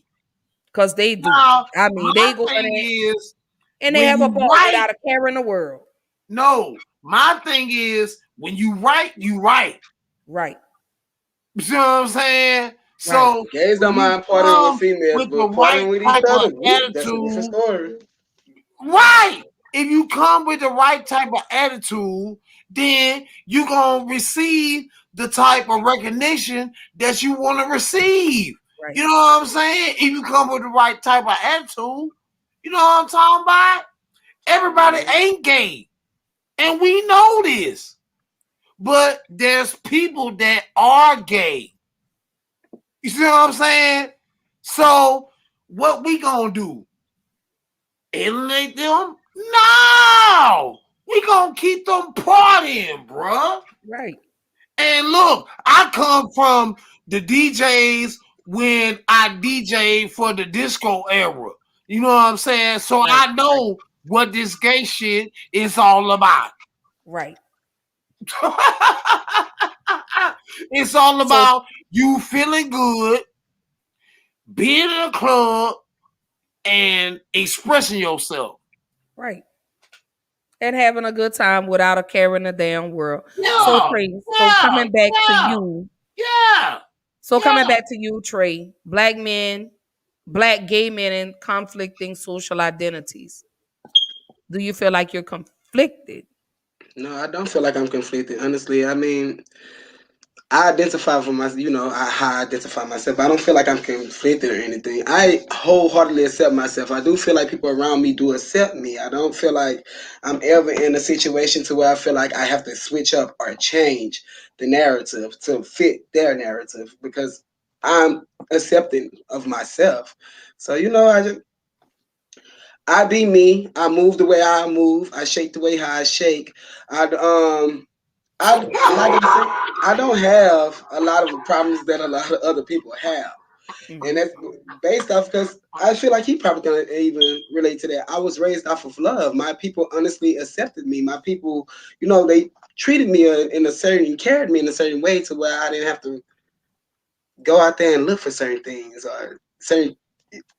I was raised off love. My people loved me. My mother loved me. My godfather loved me. My brothers and my sister loved me. My whole family loved me.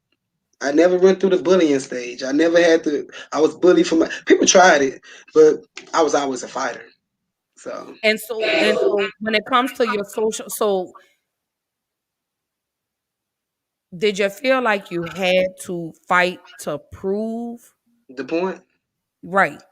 No, I fought for my respect. Honestly, I feel like I had to check some shit at the front door. Let you know, don't play with me.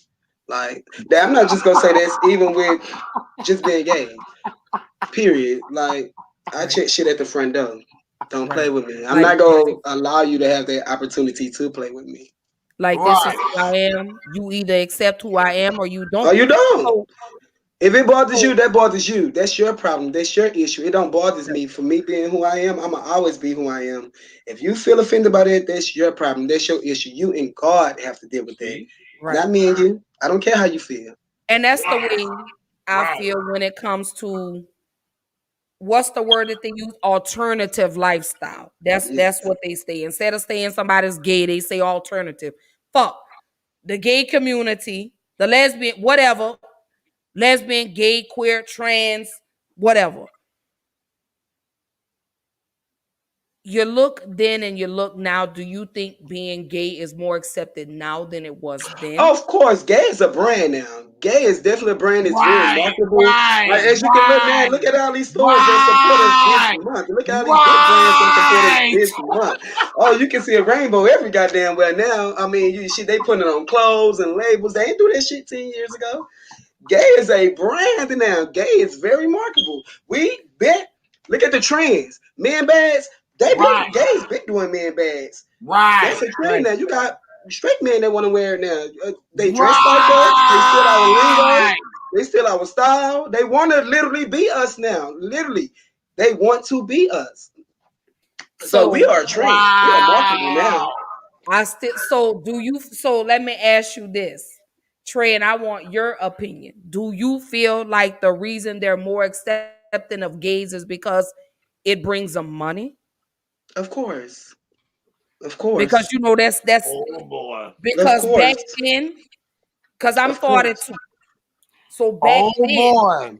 when I was coming up, they weren't as open. You know, it was Right. always in the It black wasn't. families. It was always, oh yeah, that's auntie little friend. It was before. Mm-hmm. You know, so it was more so y'all had to stay in the closet. I In look the at it closet. now, and it's almost like being gay is a trend.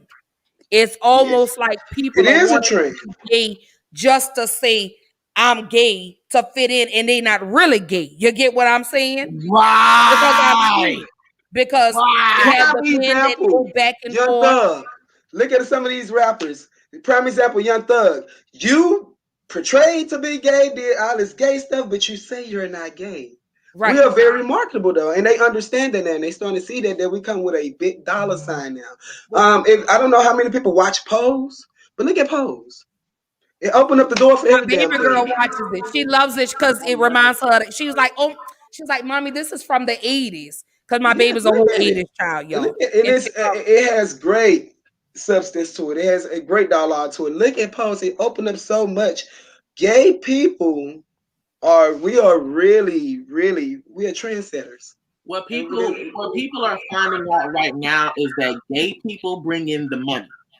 Because a lot of artists, what they fail to realize, a lot of big mainstream artists fail to realize, it's the gays going out buying the music and buying the merch, and supporting you, time and tickets and concerts and shit. It's the gays out here supporting. So my thing is, you ain't got to support us, but respect the fact that we are your fans and we buying your. And not only are we your fans, we're your hairstylists, we're your stylists, makeup artists, we're your makeup artists, we're your creative directors. Creative directors. You come for us for everything now. For anything that is, you come for us. You're gonna make sure that big you ups talk to like Lena us. Waithe. You're Big using ups our to Lena dialogue. Waithe, baby, because I love the shy. Yes. Big ups to Lena Waithe, baby, because I love the shy. And one of the things that I love the most now versus back then is people are now starting to accept. You do have the ones that are like, we don't want to see this on TV, but what's the difference? I'm trying to figure out with people that say that they don't want to see it on TV. Where you think they're gonna see it at home, or where you think they're gonna see? We don't want to see this on TV. I just want to know, like, you think because they're not displaying it on TV that it's not out there?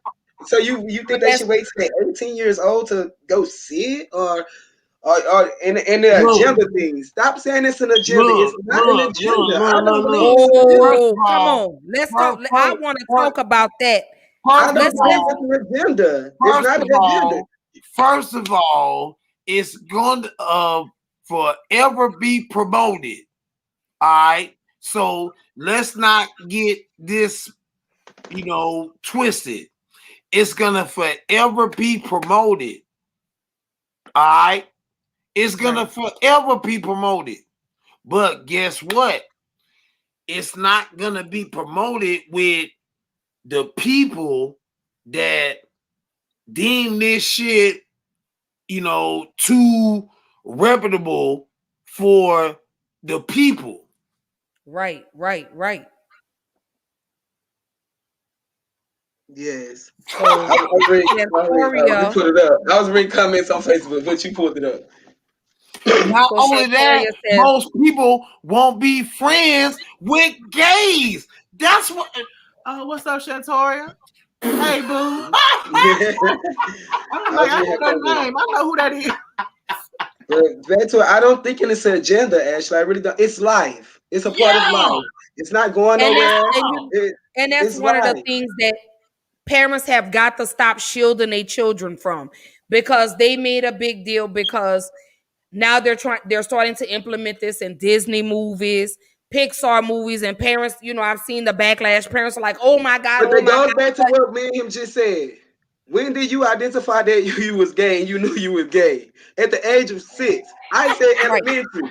So come on now. It's not an agenda. Trust me, your little child sitting right there, your little Cinderella, your little boy, he wants to be Cinderella. And it's not because, he's seeing it on the TV. It's just in him. That's just who he feels and that's the stigma. That's one of the things that I want to break, is just because it's on TV does not mean your child is going to be gay. No. And that's what they have always said. It was an agenda to effeminate the black man. No. If that was the case, I would have been straight a long time ago. All the straight shit I'd have consumed over the years. Exactly. Come on now. Right. They'd have been turning Right. this back around, or however they feel. We'd have been, and if that's the case, I know plenty. I know plenty of people that was raised in gay households and they're not gay. I know plenty of people that have a mother as a stud or a father that's a trans and they're not gay. So it's like, Right. no, seriously, I know plenty of people like that. It's not what you watch. Influence do take it, people, things can have an influence on you. It can have that on you, but I definitely do not believe people can be influenced to be gay. I just don't believe that something can make you Right. go that I don't. You You have might, to. you might be curious. Hold You up, might hold try up, it hold out. up, hold up, hold up. You have to be Hold up, taught. let him hold up, let him hold up. Wait a minute. Hold up. We got a comment. Big Brother Will says they wouldn't accept black people if we didn't spend as much money as we do. Well, yeah, True. yeah. True. I mean, Yeah. the highest paid Yeah. dollar is the black dollar, ain't it right? Yeah. Exactly. True. Okay. Right. So if the highest paid black dollar is the black dollar, then what the fuck is we bickering about? What the fuck is we bullshitting about? You see what I'm saying? If the highest dollar is Because the they want to black be us without dollar, us being us. That's what it is. no. If the highest dollar is the black dollar, then what the fuck black gay men got to confront each other about? That comes with, honestly, when black gay men confront each other, that comes from depression within in the household. Like when we go out from our households and we go into these scenes, that's when you feel like now I have to be this person because I couldn't be that person. I have to be that one. Ain't nobody better than me out here now. It's like it's so confrontational in that scene because the love was not given at home. If that love was given at home, trust me, everybody go out there and be happy. Because you was raised right, you was raised with love. You don't have to go out here and fight for that or look for that or try to search for that or try to make. I'm telling you, that's why people don't even know about the gay things. Like people come up with these alter ego names. They change their whole identity to be who they feel like they couldn't always be. They come up with these names. I'm pretty sure out there in the gay community, out there in Biloxi, everybody have a different name than what their government name was given. Right. They go And that, by and that, alter ego and that that they we have go, to be that they and couldn't that's be. what no, and that's what I was saying, Trey, in regards to the social identities. You know, you like you just said, they're going by different names when they're out on the scene, but when they're at home, they're Anthony and Trey or Right, Robert or somebody. right, But You when go they go right, out, anywhere. right. Only reason you see Trap Carter is because I do music. That's right, my stage name.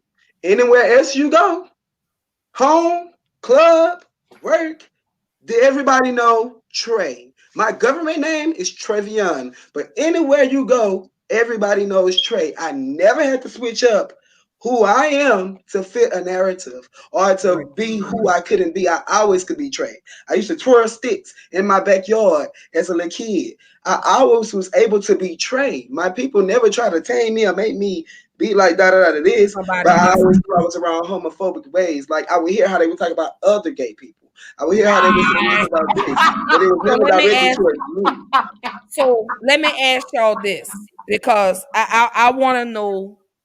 And Anthony, I want you to answer the question too. But let me ask the question, and then I'm gonna get, how do you feel about trans men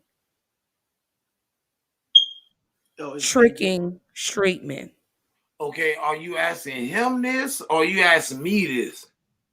Trey Trends, and Anthony. How do you feel about trans people? Because I know trans that they're tricks. lead men on to believing Me that they're personally, I'm gonna give my personal opinion. okay. I'm gonna let you Trans, think about that, Anthony. yeah, trans people who actually goes out and try to persuade a man to think that they are all women, or even for the opposite side, because it don't just happen on our side. And I like to bring that up. Trans women who goes out and try to trick women to believing that they're actually a man. You are wrong. Now, I do like to say, in most cases, I have seen it, but in most cases, those people who say, "Oh, I didn't know she was trans," or "I didn't know he was trans," you know. You know. It's just Right. it's a lot of features that you just can't change about yourself. Regardless of how many surgeries you have, how many hormone pills you take, there's a lot of features about the body you just cannot change. You can't. Your shoulders gonna still be broad, your hips is gonna still be big, your feet still gonna be big, your knees still gonna be big, your neck is still gonna be thick. I mean, you have slender men and slender and bigger women who can just portray that. But if you put them on a real woman or man, you will start seeing the difference. Now, some of them be pretty in the face, got beat down. Right. To the bone, you can't tell. But once you start looking at all the other body features on them, because one thing, a woman's skin is always going to be looser than ours. Yeah. You can identify and see those things. So if you go on that road and you having sex and you tell me you done been dealing with this person 3 to 4 months and that out of this, and you ain't just realized something ain't right about this woman, you knew. You knew. You wasn't tricked. You just hate that it's out now. You wasn't tricked. Right. But for the ones, I just want to say this, for the women that are going out there trying to trick people, you are the reason why it's a bad stigma on trans women. You are the reason why it's a bad stigma on trans men. Right. You are the reason. Own up to that, and you are the reason. Because a lot of these trans people ain't even tricking and fooling nobody no more. They'll let you know, because half of these trans that are fucking with them are getting fucked by them. So I'm just gonna be real. Half of them ain't even tricking no more, or trying to lie about who they are or cover up what they are. Because majority of the trans people ain't got that damn money to go get their surgery done. So how many times have you saw them naked? You only talking to them in the daylight? I mean, at nighttime? You ain't never saw this person in daylight? Y'all laid in the bed together? Right. Them legs felt that soft? Right. I just refuse to believe. Right. And I've been around the prettiest trans. I've been around some of the ones that you need to stay in transitioning, you know. But I'm being honest. It's just still it's you know, I just don't see how you didn't know. Right. Like how you didn't get it. Like she ain't never had a period. You didn't realize that? Wow. I just want to know. Wow. So Anthony, baby, I'm gonna ask you the same question. How do you feel? Let me say this. I'm gonna always go up for my trans brothers and sisters, especially my black trans brothers and sisters, because I understand my struggle, their struggle is a lot more extreme. I'm gonna leave that right where it's at because I made my statement clear with that. Now, the thing what you asked about tricking, 9 times out of 10, they already know. It ain't no trick about it. Now, most of the time when you claim the word the trick, and they just trying to get their money. So I understand that. Get paid because they're not offering up jobs for trans brothers and sisters like that. Unless you're not looking too fish or feminine, you can't get a job like talking about. Right. So if you got the scam like all of these other bras be doing, then that ain't my ministry. That ain't my way to judge you or nothing like that. You get your coin. Just be careful, because some of these motherfuckers gonna use that way of saying, "Oh, she tricked me." No, because 9 times out of 10, when you laying in the dark with these motherfuckers, you know what's going on down there. And then I got trans friends and have all came to me and told me I was always 100 of who I am. They came to me. And majority of them always come to them. They don't go out to you. Right. I'm always fans when it comes to tricking, because make no mistake, women trick men all the time, and that goes opposite ways. Don't men be telling women that they got all this and then the other at the club, but when you get into their house, they ain't got shit. Right. There you go. There you go, because it's true. So One of my nail exes, on the head. look, one of my exes tricked me and told me that he was divorced and he was full on married. So, hey, my son got pure game. He got pure game. It don't matter if he got it from me or not. He got pure game. listen, I just don't believe that these trends are always. And I have a my best friend, her cousin, who passed away through a situation like that, through the man thinking that he got tricked and he killed them because it started getting outed around the school out there where they at.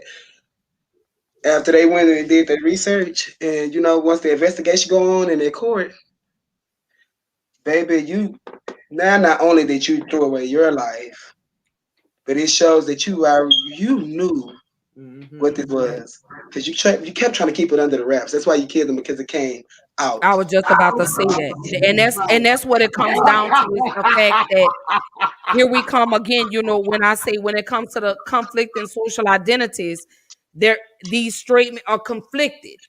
You don't want the That's who world to know. conflicted. I don't think it's the gay people conflicted. It's these straight people. These I women say the straight people. I say the straight men. it's the way that how everything is going. Gay men that are out and proud, even trans men and women that are out and proud, that wear their honesty on their sleeves and show you this is who I am, and you still decide at the end of the night to go with them. That's on you, bro. Because that's on you. That's on you. Now, if you mad that somebody found out, don't be mad at the person you slept with because 9 times out of 10 they don't give a fuck. Right. You should be mad at yourself. There's nobody to be mad at. You can't be mad at the person. No, he's right. He's right. Yes, I'm agreeing with you. You can't be mad at the trans, or you can't be mad at who's That's their personal issue. It's the embarrassment that they feel when somebody finds out. It's the social. It's how they think how society is going to treat them like and that goes back to them struggling with acceptance. Is society gonna how are people gonna accept me? And here I am, I'm this big strong dude. I got a mouthful of goals. I'm this, that, and the third. But in actuality, I really like men. People that we have that still have that same. You know how many gay people that's out that you wouldn't even know that's gay, even if they talk, walk, be around, you still wouldn't know they're gay. And that comes down to the down low men.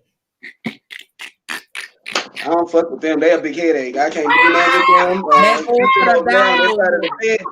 That right there leads right to the down low men.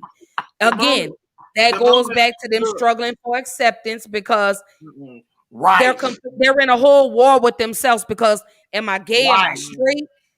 I'm attracted to women, but I love being penetrated by a man. You get what I'm saying? Wow. So here it is. Here it goes. They struggling. Here they come. Here comes the social identity. How do I identify about that? When it comes down to DL men, I really don't think it's other. It don't be other men. It be women. It be women that tear them down. When it comes down into those comments, and you look at those comments when it's about something about a deal, men might laugh it off and this, but they go about their business. But these women, they go drag it. They drag them. They drag the men down to the Lord, they drag it down. That's why me and my friends was having a conversation the other night. We were saying that we like we know it's a code, but you can. I have female best friends, but say shit I would not tell them. What you got to say? I know how women can be. Like women drag a gay black man down. What you got to say, son? What I'm trying to say is, I'm trying to just because you did that, Trey. You did that. Right. So now you're trying to find out. You got to come back to it. What does my son got to say about this shit? You know what I'm saying? When DL men, I can't stand them. I just can't. When DL men, now they disguise it as discreet. Child, they not even That discreet. alternative lifestyle. Right, now they disguise it. But what I have to get people to understand is if you can get anywhere with me or try to date me, you ain't finna be discreet with none of my shit. Now the difference between that and just, you not telling everybody our business, that's one thing. It's a big difference. It's a big difference in that, and you're right, Anthony. That's a big difference. I don't mind us being together. Everybody know we together, but you ain't letting nobody know our business. I get that. I understand that fully. Them y'all 4 walls. Everybody don't need to be there. But when I'm with you and we sitting out at the dinner or out and about, and you looking over your shoulder every time somebody walk by, that's the problem for me. You can't be seen with me. Boy, right. It's probably be seen with fuck me. You. I be quick to tell them, boy, fuck you. Right, because you're not gonna be calling me at the 12 o'clock at night trying to tell me, hey, what you doing? Motherfucker, I'm asleep. Like, I don't right. I can only see you at nighttime. I gotta go way over here to chill with you, boy. Fuck you. Right. Outside the city just so he can hang with me. That's what put me out. Like, right. Keep the DL. That's why I don't deal with DL. I don't have time for no DL man. I'm too grown for a DL man. Right. You stay in your closet over there by yourself. I'm not going back in no closet. I took them trips because I was being wined and dined. But I knew where I was with that, and I knew, you know what, this ain't gonna be it. I'm gonna take this last trip with you, and I'm gonna see you on your way because you already on some shit that I can't even fuck with. So at the end of the day, my thing is, if you DL, you can be DL all you want to. Be your DL ass over there and stay over there. Don't come over here with me. You can't fuck with me. I can't fuck with nobody, DL. I just can't. I can't. It will never work. I'm too open with who I am. And actually, you know how I am at work. You just saw me. Right. How I used to get. I'm too open with who I am. We trying to sneak and do this with somebody who ain't comfortable with their motherfucking self. I ain't got time. Because I ain't got time to be arguing with no bitch. If you find out, and ain't got time to be trying to keep your motherfucking secret. I don't keep. Fuck you. Because she got my wife. I'm giving her the whole truth. So let's roll right here as we get ready to bring the show to a close. Mm-hmm. But I want to talk about this. Growing up, it felt like I was too gay to be black and too black to be gay. Talk about it, Anthony. Okay. Yes. This is yes. Growing up because I would get teased a lot from the family. Not you, Dad. From the family, from the people I went to school with. Why your voice like that? Why you walk like this? Or why you like, okay, cool, fine, all right. So now I grow up and then realize that my identity is also a problem to others, not me, and to others. Okay. So now, not only am I too black to be gay, I'm too gay to be black, but I'm in this gay era where it's no fats, no films, no blacks. So I got to deal with that, and I'm sitting here like, you too black to be gay. And keep in mind because it plays a part in this. It really does. Okay. And the reason I posed this question, because I want you to finish, Anthony. The reason I posed this question is because, as I stated before, gays are not always accepted by the black community. So it's almost like, am I too gay to be black, or am I too black? Am I supposed to be black and straight, or am I supposed to be gay and white? No, that's what they really believe. They always talk about trying to break the black men. And this is a real life issue that black men struggle with daily. And a lot of times, again, they're not accepted by the community, by the black community. The black community shuns the gay men, especially the black fathers. I feel, but go ahead, because I could go on. But go ahead, Anthony. Look, son, talk about it. Okay. Talk about it. I think the problem with me was I was having problem with people coming to me telling me you're black before you gay. I'm both. I identify as both because that's exactly who I am. Yeah. I'm a gay black male living this gay life. It's not a lifestyle to me. It's my life. Right. It's who you are. It's who I am, and I'm owning that truth. I should be giving my flowers because I'm actually one of the strong ones. Say that again. Ooh, thank you. Say that one more goddamn. Say that one more time. You can be giving your flowers because you are one of. Say that. Say that again. Because. Woo! I'm gonna let you finish. I'm next. Go ahead. Go ahead. Ooh, 'cause that's what I say this often. Oh, go ahead. Go ahead. I'm gonna let you finish. Go ahead. I love you. Go ahead. No, because I feel you on it. I know where you're going, but I'm gonna let you finish that. Go ahead. Ooh. I should be giving my flowers for actually doing what the black community has always asked of us. Why you can't just be you? If you gay, be gay. Okay. Well, I am gay. Well, don't be gay. Don't be that gay. Don't. What you doing that? They always say be yourself, but then they don't want you to be yourself. What's that about? Thank you. They always say, "Oh no, we accept you if you just can be yourself," but then don't want you to be yourself. So you damn if you do, and you damn if you don't is what you're telling me. Exactly. Right. So I'd rather just go ahead and be me freely and don't mind these motherfuckers getting in their feelings about some shit because at the end of the day, I'm the one that's dealing with this shit. So if you're trying to date my gay black ass, that's on you. But at the end of the day, I'm gonna be me regardless. Exactly. So that's why when people get to talking and acting crazy and all up on my ear about some shit, I just look at them and just wonder like, ooh, child, the sins I could bring up about you, but I'm gonna leave you alone because I'm not gonna read you. But I keep my cool and I mind my business and I stay my ear to the ground though, because make no mistake, we always know before you even come to us about some shit. Right. True. There we go. Also, let me add this because I feel like this is important. I ain't trying to start no shit, but I'm just gonna leave this little nugget here. When somebody is acting too manly to the point that where they want to prove their manliness to the person that they're with, watch out for them.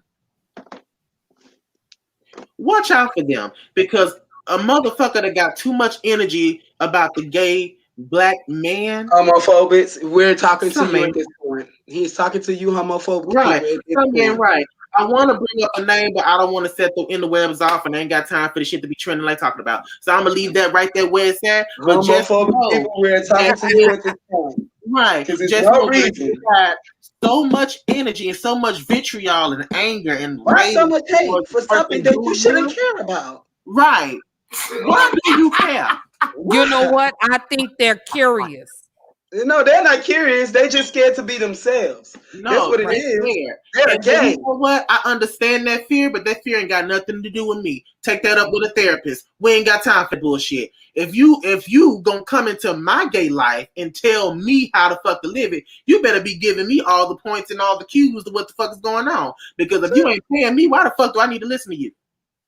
Why? Well, what makes your opinion so valid over here? Exactly. Thank you. And then my thing is they like to weaponize God. Don't do that with me. Don't use the word of the Lord to try to justify your bullshit. At this point, you're talking to the homophobic black church. Let's go. Because I know the Lord for my damn self. I ain't got to hug him and them about none of that shit. I'm gonna love the Lord being my gay black ass, and that's just the point blank period of it. Pastor with the Hennessy under the pulpit, but okay. I want to fuck all the sisters in the church, but got a whole wife at the house. But I'm gonna leave that alone. Pastor, deacon. Yes. Today. I could shoot. You can go with me. Growing up black, I mean, do I feel like I was too gay to be black or too black to be gay? I'm with him. Yes. You have to feel that way because, like he said, they'll tell you to be yourself. Then they'll turn around and tell you, "Nah, why you gotta dress like that? Why your clothes gotta be so tight? Why the fuck you gotta tell me how to dress? I'm not telling you to go take out them big ass jeans. I'm not telling you to pull your motherfucking pants up and start showing your ass. And what you doing? look, I'm not asking you to change who you are. So why are you trying to change who I am? Look, it's not about the changing of the person. You see what I'm saying? Because that's not what people generalize that shit on. You know what I'm saying? They just picking you out to say, okay, he dresses like this, he dresses like that. Well, why? Why pick me out when if I want to dress how I want to dress, let me dress like that. Because if you want to dress how you want to dress, ain't nobody running around here telling nobody straight, oh, the only thing they tell y'all gotta do is to sag. But we're not telling y'all how to dress, what to wear, when to wear it, this. Having the shit y'all wear can be tacky to us. Well, we talking about that? No. Right. We're not talking about that. But at the same time, now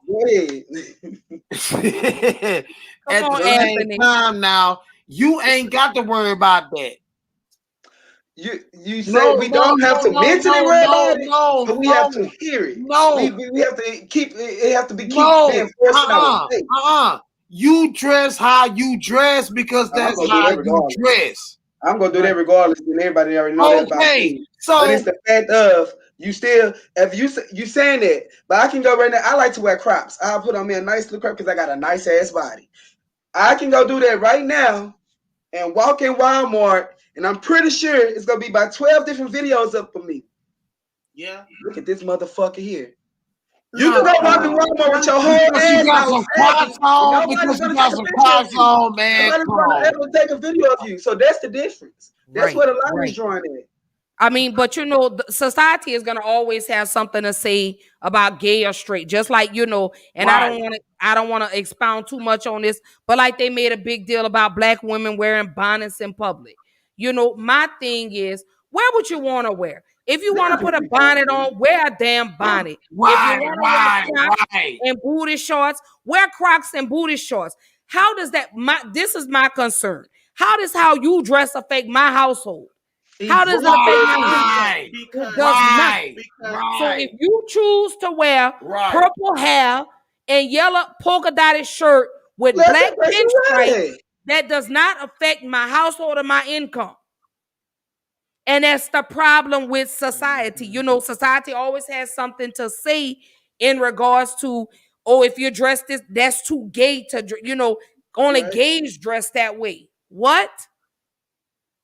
It's almost like you can't dress this way or you're gonna look gay, or you can't dress this way or you're gonna appear straight. Wear what the hell you want to wear. I look at these rappers now. Yes, they wearing jeans out of from Fashion Nova, but that doesn't make them gay. That's the trend. That's the style. If you look back at the 80s, they wore that's like, okay, let's talk about Prince for just a moment. They thought Prince was gay because Prince was a big hole. No. Prince was a big hole. And not realizing Prince used to fuck on a lot of women. Prince was a bisexual. Hold up, but wait a minute. And they criticized the way Prince dressed, but Prince was pulling more holes than a little bit. Right. And my godfather, I can bring him up now, used to be around Prince. Prince pulled more holes than a little bit. Right. Prince had more holes with them little high heels. He wasn't but 5'2". He put them high heels on. And let me tell you something. Had them women going crazy. Just the way you dress doesn't justify your sexuality. Right. If you look at the way they dressed in the 80s, you get what I'm saying? Hold on. Wait. Now, I can attest and I can vouch for the way they dressed in the 80s, because in the 80s, they was trying to dress like rock stars. Right. You look at and speaking of rock stars, let's talk about Guns N' Roses. Axl Rose had long hair. You look at Motley Crue. Tommy Lee Jones had long hair and wore an earring. You get what I'm saying? Because I like Motley Crue. I like Guns N' Roses. I liked Kiss. Gene Simmons before, Oh my God. Kiss was my favorite rock group back in the day. and they wore makeup, they wore lipstick, and no one assumed Yeah. that they were gay. Let's look at Rick James. And if you want to talk about the black genre, let's look at Rick James. You get what I'm saying? Rick James wore the sparkly jackets, and fuck. Let's go to George Clinton and a P Funk All Star, Parliament Funk. George Clinton wore the hair, the rainbow color hair. So it's And almost like actually, they George Clinton's associate. actually married to my godmother. Okay. Wow. And that's, and that's what I say. Wow. They always say you dress like this, you're gay. You dress like that, you're gay. And just dress the way you want to dress. Right. You get what I'm saying? So Right. let me elaborate on this, and then I want to roll into Anthony's video, and then we're going to roll into our final thoughts. So my thing is, growing up, for men, I know society says you have to pick one or the other. You either going to be gay or you're going to be black. You get what I'm saying? They wanted you to choose. Why can't you just be both? You're going to be black. Now, how can you choose where you're going to be gay and black, or you're going to be another color, black and straight? But you get the logic though. Basically, it was like you can't be gay and black. You get what I'm saying? You could be black, but we don't want you to be gay. Right. That's not what they wanted. It was like you had to pick. Right. So for the little black boys and the black girls, you could be both, baby. Look at RuPaul. We could go back and we could talk about Sylvester, who was really big in the disco scene. Hold on.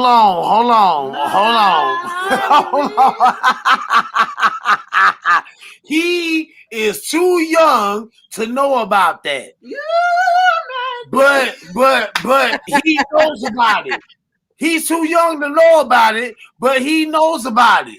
You see what I'm saying? Right. That's what I'm trying to say. Like, you could be whatever you want to be in this life.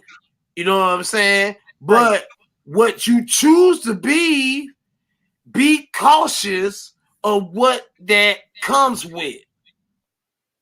And you do have to be wary of what comes, the backlash that comes with being a gay black man in America. And I think, like Anthony said earlier, and like Trey said, it's more accepted now than it was back in the 80s. Being gay in the 80s, they were isolated. Black men that were gay in the 80s, they were in the 60s, 70s, and 80s, they were isolated. Then they was isolated to the disco clubs. It was prevalent in the disco clubs. It wasn't coming out of the disco clubs. That's why I say they were isolated. They could only be that way because if you go back to the 60s, 70s, and 80s, they only dressed like that at night. They never went to work like that. But now that we're in the 90s and the 2000s, you see the gay black men that are wearing the tight pants and whatever else it is they wear, but it's more accepted now than it was back then. Again, being a gay black man back during that time, it was isolated. It was only you could only go to the club. The straights didn't really fraternize with the gay community. Now we all do. You couldn't do that shit. Right. Now, that's why I say. I'm 49 years old. All right. So I can tell you that you couldn't do this shit back in the days. You couldn't do this. That's why I say they were kept. The gays were kept in their own like they were put in a bubble. You get what I'm saying? The straights didn't hang with the gays. The gays only hung with the gays. Now you got the gays and the straights hanging together. That's why I say they were isolated. It was almost like they were put in a bubble. In the 60s, the 70s, the 80s, as we got into the 90s, and you saw more black men coming out being gay, you got Elin Harris, R.I.P. to Elin Harris. You have what's his name? RuPaul that really, what I'm saying? Sylvester kicked in the door for the black gay community. But you had RuPaul that came in bold and fierce and was like, this is who I am. and everybody loved RuPaul. You get what I'm saying? And I Right, salute and I right. respect them. But now in the 2000s, it's like, fuck, we don't care. We gonna hang with whoever, gay, straight, metrosexual, pansexual, trans. Everybody's all hanging together is what I'm saying. During that time, they didn't hang together. And Straight men didn't party with gay men because they didn't want people to assume that they were gay. But now they like shit, fuck it. You know, I hear men all the time say, man, one of my closest friends, yeah, he's gay, but he don't come at me like that. You know what I'm saying? And that's how black men, that was the fear of black men back then. They were like, man, I don't want nobody to know I hang with that nigga gay, and I don't want nobody to think that way. Now people is like, whatever, you know. And can I draw a comparison? Because I realize this makes total sense to me. The same way that a lot of people associate the fact that when a straight person hang out with a gay person, they're like, oh, he must be, or he or she must be gay, right? Kind of goes hand in hand with saying when a white person is helping a black person back in the day, they got called an N-word lover, right? A nigga lover. That's what they were called. Say the word, a nigga lover. With an E-R. Well, damn. I was trying to be, you know. Well, damn. They were called nigger lovers. Well, damn. Yeah, that's what they were called. You say I was trying to be, you know. We unfiltered on Black Girl Interrupted. Right. But yeah, they were called nigger lovers. So y'all see the comparison? Right. Yeah. So before we roll into our final thoughts, let me drop Anthony's video where I want to be.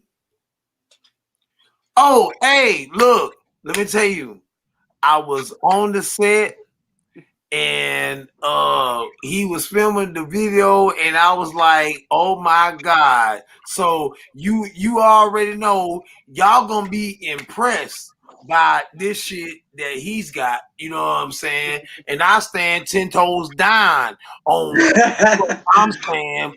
You gonna be impressed by this shit. You know what I'm talking about? When I tell you, let me say this as I roll into the video. I love the song. I love everything about the video. But you know, Bag is my favorite song because I was getting to my bag, Hey, hold on. And I did play that video on one of my episodes. I did play Bag. Hold up. You said Bag was your shit, right? You said Bag was your shit, right? All right. Go ahead. So here we go. I'm gonna go ahead and I'm gonna drop. It's been out since May, but I was looking at all the little trailers and everything leading up to it. I love the song. So y'all check the song. Y'all let me know what y'all think. Here it goes. Hold on, let me remove this banner out the way so y'all can really see the video. I love it. That's my song though. I ain't lying. This is my song. Look, my son is doing the damn thing. This is where I want to be. You know what I'm talking about? For real. There you go. So I did that chopper like I see you, boy.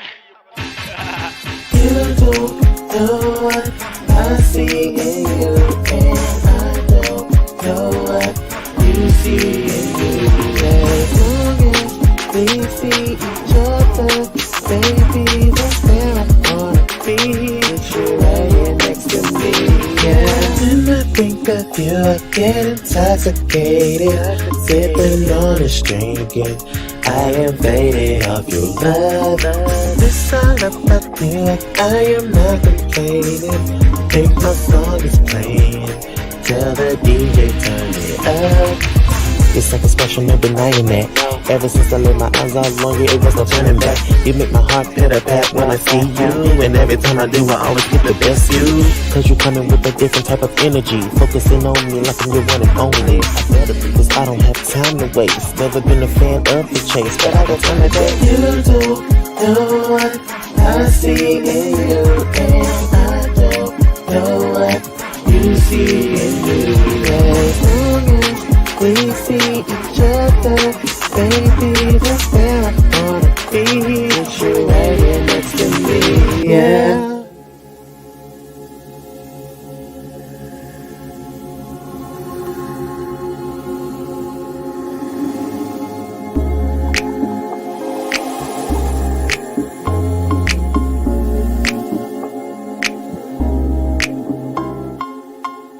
I ain't never felt like this. Got me feeling extra special, now we both in bliss. So talk your shit, let me know how you want it. Cause I got a few tricks to keep you all up on it. If you bring the passion, I'll supply the magic. I'm an experience, I ain't never been average.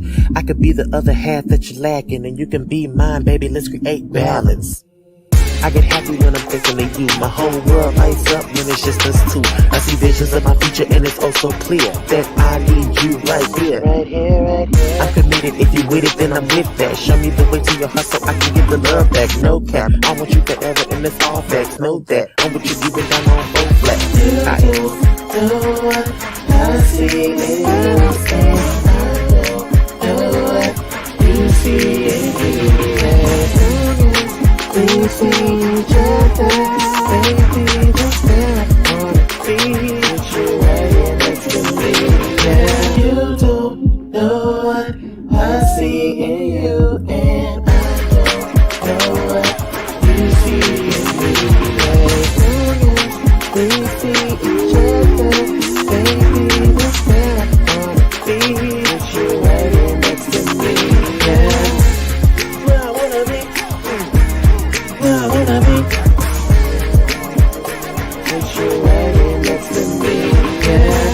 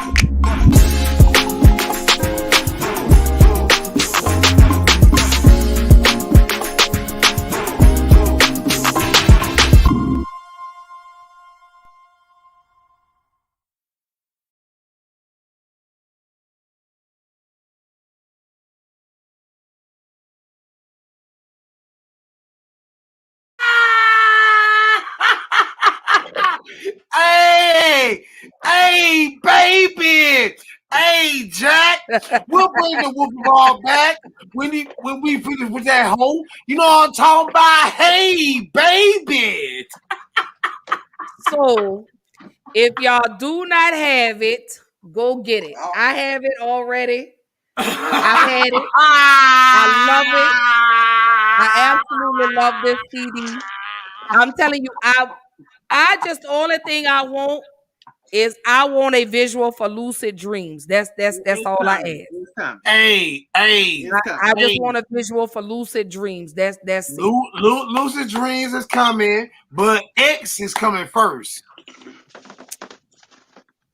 The song X is coming first. So, I guess I'll let y'all make it on that one. But I really want a visual for lucid dreams. Trust me, I really do. I got something very special for lucid dreams. I got something very special. And I think you need to. I don't think that needs to be filmed in New Orleans. I think maybe you need to go to Florida for that one. Oh shit! I mean, technically, I am. That's the dang. Okay. I was in July. I'm going to Florida, and I'm gonna be shooting. All right, you got it. I think I like it. I really do like it. You know, I love because Bag was done in New Orleans. You know, and yeah. That's my song. You know, and I think that needs to be. Yeah, that's a whole different. I got you. Yeah. So y'all go check it out. Go get it. It's called Rebel, baby. As you can see, I have my copy, honey. I have mine. Y'all late, so y'all better catch up. She got hers. So oh yeah, I got mine, baby. Mine was personally shipped to me. Boom. Okay. All right. So there we go. We got Rebel.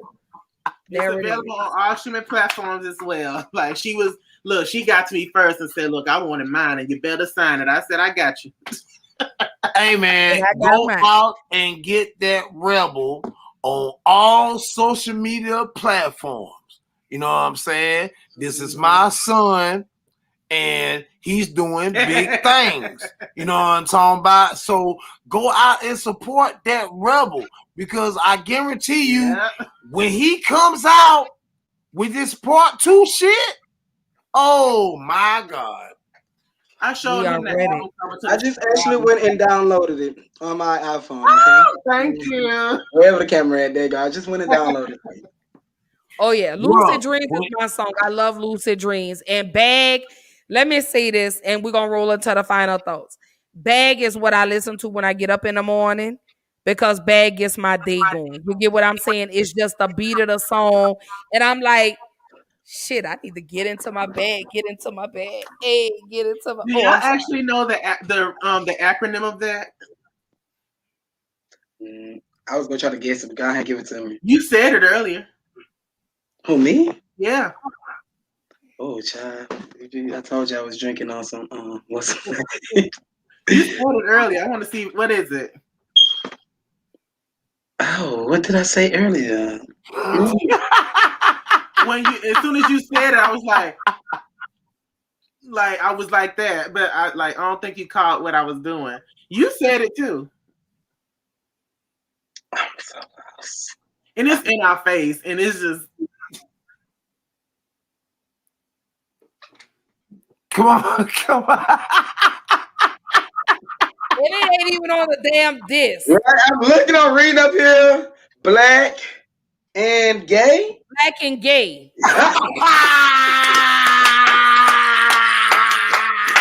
Maybe I should have played Bag. Maybe that's what I should have played was Bag. Right. You saw what I did to it. But Okay, that's my great. song, though. That song really does. I was It waiting gets you for up. somebody that finally asked me what that meant. Okay. That's a great acronym. Look. Hey, we having fun over here with this shit. You know what I'm talking about? Right. We don't give a fuck. You know what I'm talking about? We having fun over here with this shit. You know what I'm saying? I was waiting for somebody to finally ask me what is the acronym? What is it? And I'm just sitting here waiting. Okay, B-A-G. Hold on, B-A-G, black and gay. I get it. I like All it. right. I So let's roll into the final thoughts. Anthony, being a gay black man in America. What are your final thoughts on that? It's challenging. It's tough. It's sometimes brutal. It's a lot, but through all of that, I'm empowered. I'm overjoyed because I actually enjoy who I am as a person.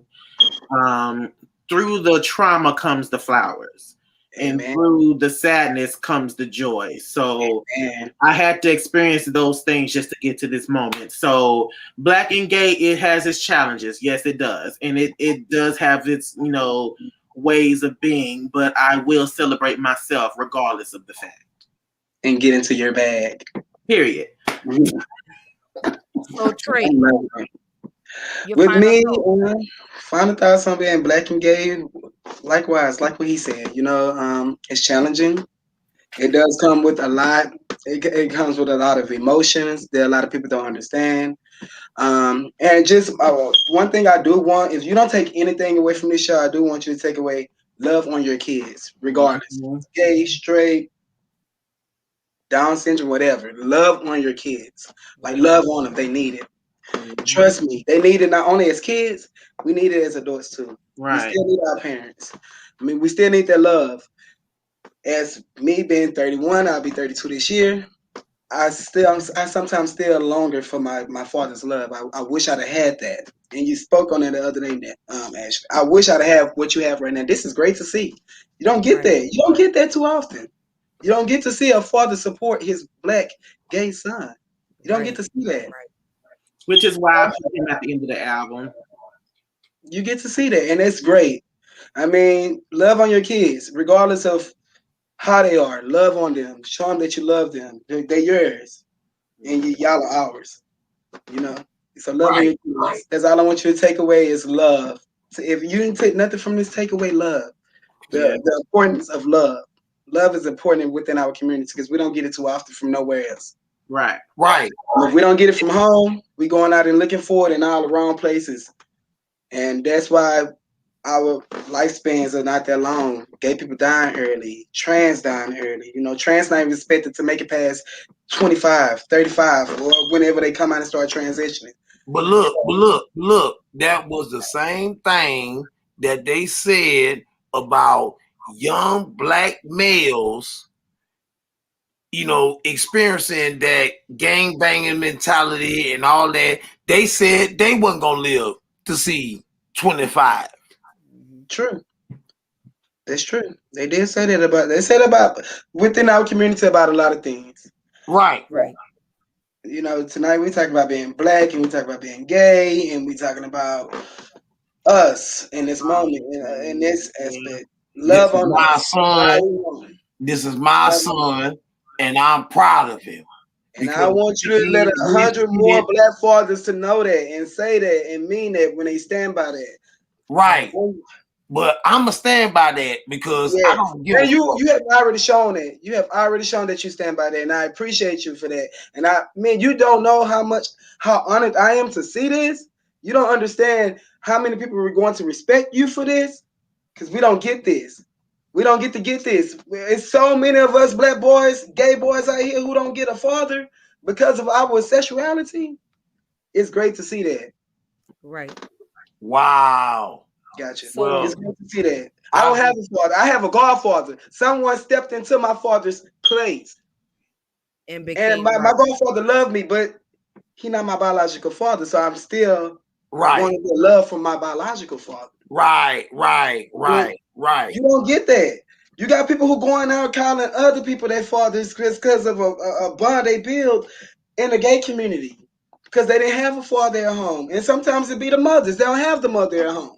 Right. They don't have that. They don't have that person to turn to. A lot of us don't have nobody to talk to. And it's not like talking to somebody who actually know you. You can say go seek therapists. You can say go seek that, but they don't know you. They only know this emotion that you feeling. Right. It's easy to talk to your parents. You know, it's a different relief when you can talk to your parents. It's a different relief when you can talk to a sibling of yours. If you have a lot of people who don't have nobody to go talk to about being gay or to talk to about my heart was broken by a man or things That's of that nature. crazy. You don't have nobody to go run to because people might That's be like, okay, crazy. you a nigga, stand on your 2 feet. Right. So But That's crazy. just love on your kids regardless. Love on your kids. Right. That's all I want to say. Thank you, Ashley, for having me. Thank you so I'm much. thankful for being here.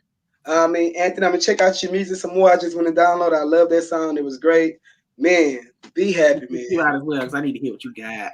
I'm gonna send you my stuff. I'm gonna let you know. I got a song on YouTube right now. I mean, on YouTube on Apple Music. It's called Bag 'Em Up, featuring my friend Rico, Pretty Rico, and we actually working on the mixtape now. And I'm actually performing on the 23rd.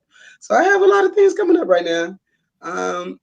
Thank you. And I want all of y'all, to go keep supporting us, gay artists. Support us. We need it because it's hard in the industry Right. for us. They don't want to make room for us, but we're making room for ourselves now. you're supposed to. So So my Ashley, I final want to say thoughts. this before it escapes my mind. I'm very proud of you. yes, I'm very proud of you because this is such a beautiful thing to see. We talked about this, and to finally see it, we both shared each other's like what we wanted to do. When we first met, I told you that I was working on my album, and you told me to keep going, just do it because I see it for you. Just to turn around and we see each other again, and you tell me about your podcast, and I told you keep going, you got this, and look at what we doing. exactly. I'm happy for you, Ashley. I'm happy for you with this.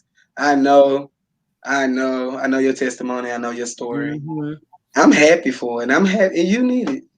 You a voice for many, and you just don't understand.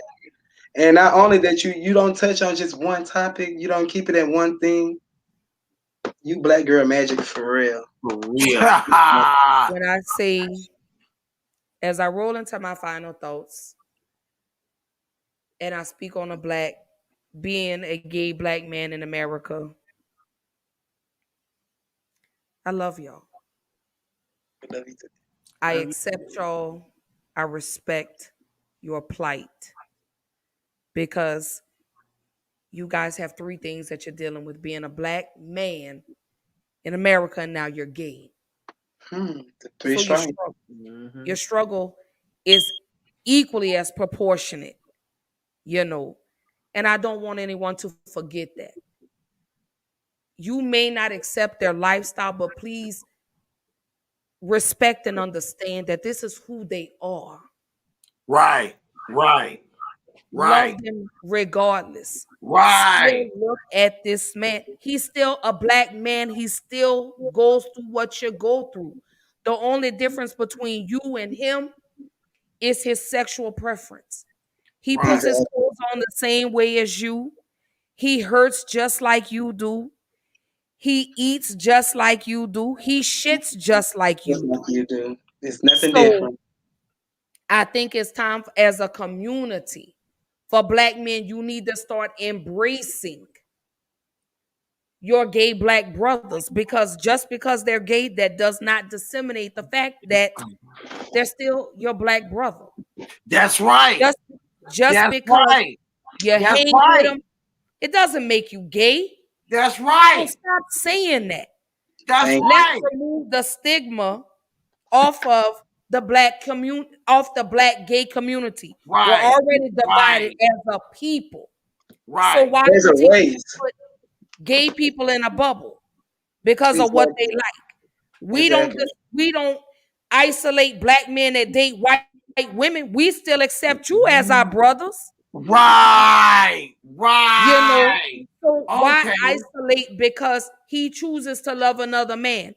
I don't understand why you can accept two women being gay, but you can't accept two men. It's all Say the it same thing, again. baby. Love is love. And at the end of the day, This is who are my we? this is my gay son. This is Who are we my to gay judge? son. Who Yes. are Who This are we we is to to my judge? gay judge? son. Who are we to This judge? is Who are we my to When we gay judge? die, son. God is not going to ask This us is about you my gay or them. son, He's gonna ask me about me. and I love him. Right. Thank you. And guess what? Since he came out the womb, he know that I love him. And we thank It you didn't matter for if that. he was supposed to be gay or straight. It didn't matter. I love him. You see what I'm saying? And that's why I'm on this podcast with y'all, to show him, like, look, I don't give a fuck. All right? Now, say what you gonna say, but because my black son is gay, now you ain't gonna say what you think you gonna say about him. You know what I'm talking about? Because he's mine. You know what I'm talking about? And that's Right. trill. You know what I'm saying? So I stand 10 toes down on my son. You know what I'm saying? He's gay. Okay, so what, motherfucker? He ain't fucking with you. You know what I'm talking about? And that's Amen. real. He ain't fucking with you. You know what I'm saying? So Not to cut you off, but actually, I do stand. want to say this to Ashley right quick, Yo, because not many women do this.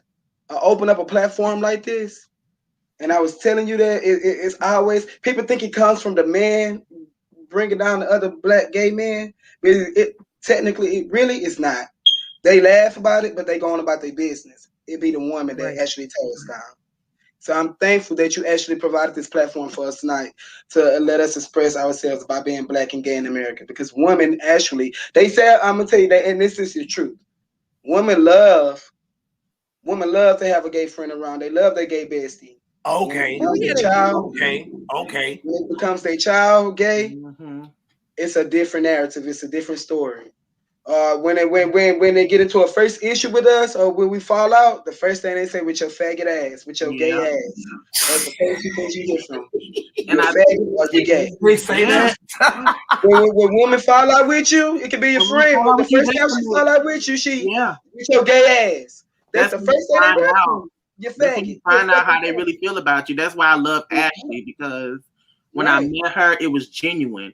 It felt real. I felt okay. And every time I've seen her, is nothing short of just like a breath of Right. fresh air. I love her. She I love gonna, her energy. she Man, gonna Ashley, point you good out. Hey, conversations. baby, like she gonna. You're right. I love her She energy. Me and gonna her have many conversations. You know, me and yeah. her here. Y'all know it. Yeah. So y'all already know. Black Girl Interrupted is live every Tuesday, every Thursday night, 8 p.m. Central Time, 9 p.m. Eastern Time. Hold up, Y'all Black go Girl follow Black Girl Interrupted. Interrupted. Yeah, Black Girl I Interrupted. am Black on Girl Instagram. I'm Interrupted. on Twitter. I'm on YouTube.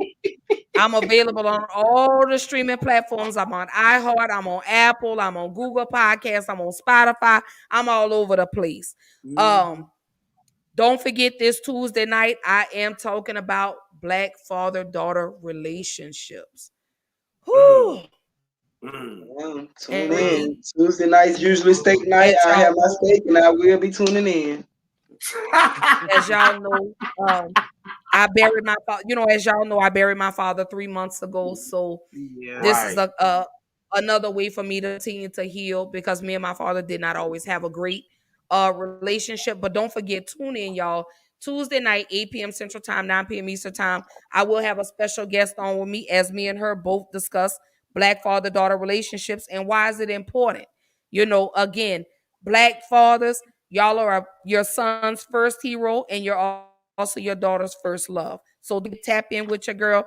Don't forget, subscribe to me on YouTube, put in Black Girl Interrupted, set the notification so you don't miss another episode. Drop in on the reviews and let me know, what did you think about tonight's episode? Let me know what you would like for me to talk about. Again, September, I'm coming out with all new content, so y'all stay tuned. And I also have some upcoming events, so I will keep everyone posted. Also, to And my I guest better tonight, see you at the event July 23rd, Ashley. okay. Okay? Oh, yes. And don't forget, y'all, everybody in the New Orleans area or the surrounding area, I will be in New Orleans this Saturday for the Black Expo, for the Juneteenth Black Expo 2021. I will be live. So if you are in New Orleans or you're in the surrounding areas, come holler at your girl, because I will be there. It is from 1 o'clock to 5 p.m. You will see your girl out there live. Great entertainment. Not only myself, but 25 plus other vendors will be there. So come out and support your Black Really? owned business on Oh Juneteenth. my God. Yes, Man. sir. Yes, sir. Y'all So I finna will do definitely be a part of that. y'all finna do the damn thing. You know what I'm And talking that is about? June the 19th. Yes, yes, yes.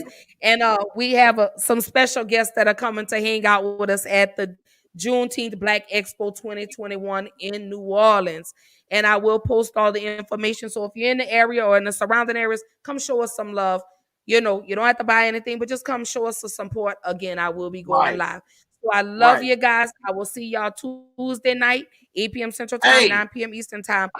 hey, on the 26th, we got live the Battle of the Hive going on in Gulfport, Mississippi at House of Blues on Dido Road. You know what I'm saying? So Okay. if y'all get a chance to come out and check us out, check us out. You know what I'm saying? 5 contestants, 1 winner. You know what I'm saying? And we getting us some treats, baby. You know what I'm talking about? For real.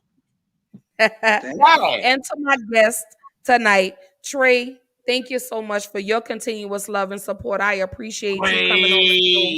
Hey, And I appreciate you being open and hey. transparent, because, again, this has opened up the conversation for you to be guest on other platforms. Thank you. I And to see that. Anthony, And I would definitely be involved and ready to be there. right, I will definitely connect y'all with Will, Mm-hmm. so he can network with you. Anthony, again, I'm so freaking proud of you. I'm ready for you to go ahead and drop album number 2. But don't forget, everybody, y'all don't forget to go get Rebel. Go subscribe to Anthony Hell on YouTube. He is available on all the platforms. He is on Spotify. He is on Apple Music. He is also, I think I saw you on iHeartRadio too. Yeah. But Yeah. y'all go holler at him. Thank He's y'all all so over much the for place. He's all I over know the it. My place. album just jumped on Tidal, so I'm very excited about that too. Are you on Tidal too? Go ahead. Hey, I love it. No, Tidal is where Tidal is y'all. where the wave at. Honestly, Tidal is where the wave is at. If you're doing music, Right. make sure that your music touch Tidal, YouTube. I mean, all the platforms actually, but make sure your music touch Tidal and YouTube. And reason why I say Tidal because Tidal is definitely black owned. Yeah. Yeah. Right. Oh yeah. So I do want to say thank y'all for coming on tonight. I absolutely adore y'all. Y'all were absolutely a pleasure. And do not forget, this will probably not be the last time that they see you on Black Girl Interrupted. Oh So y'all no, have oh a good night. no. Look, I'm gonna come back and I'm gonna make sure that I make my face known on Black Girl Interrupted. You know what I'm And I talking want about? everybody out there Real. to support your black colleges. Yeah. Okay? Make sure you Yeah. support your black colleges and your black babies getting their educations. Shout Yeah. out to all the 2021 graduates. I'm proud of y'all. Thank y'all. Right. Just thank you again, Ashley, for having me here. Okay? Thank You're you. welcome. And thank Thank y'all you. again. I will see y'all Tuesday night, 8 p.m. Central Time, 9 p.m. Eastern Time. Love you guys. Love Mwah. you We too. out Bye. this black ass bitch. You know what I'm talking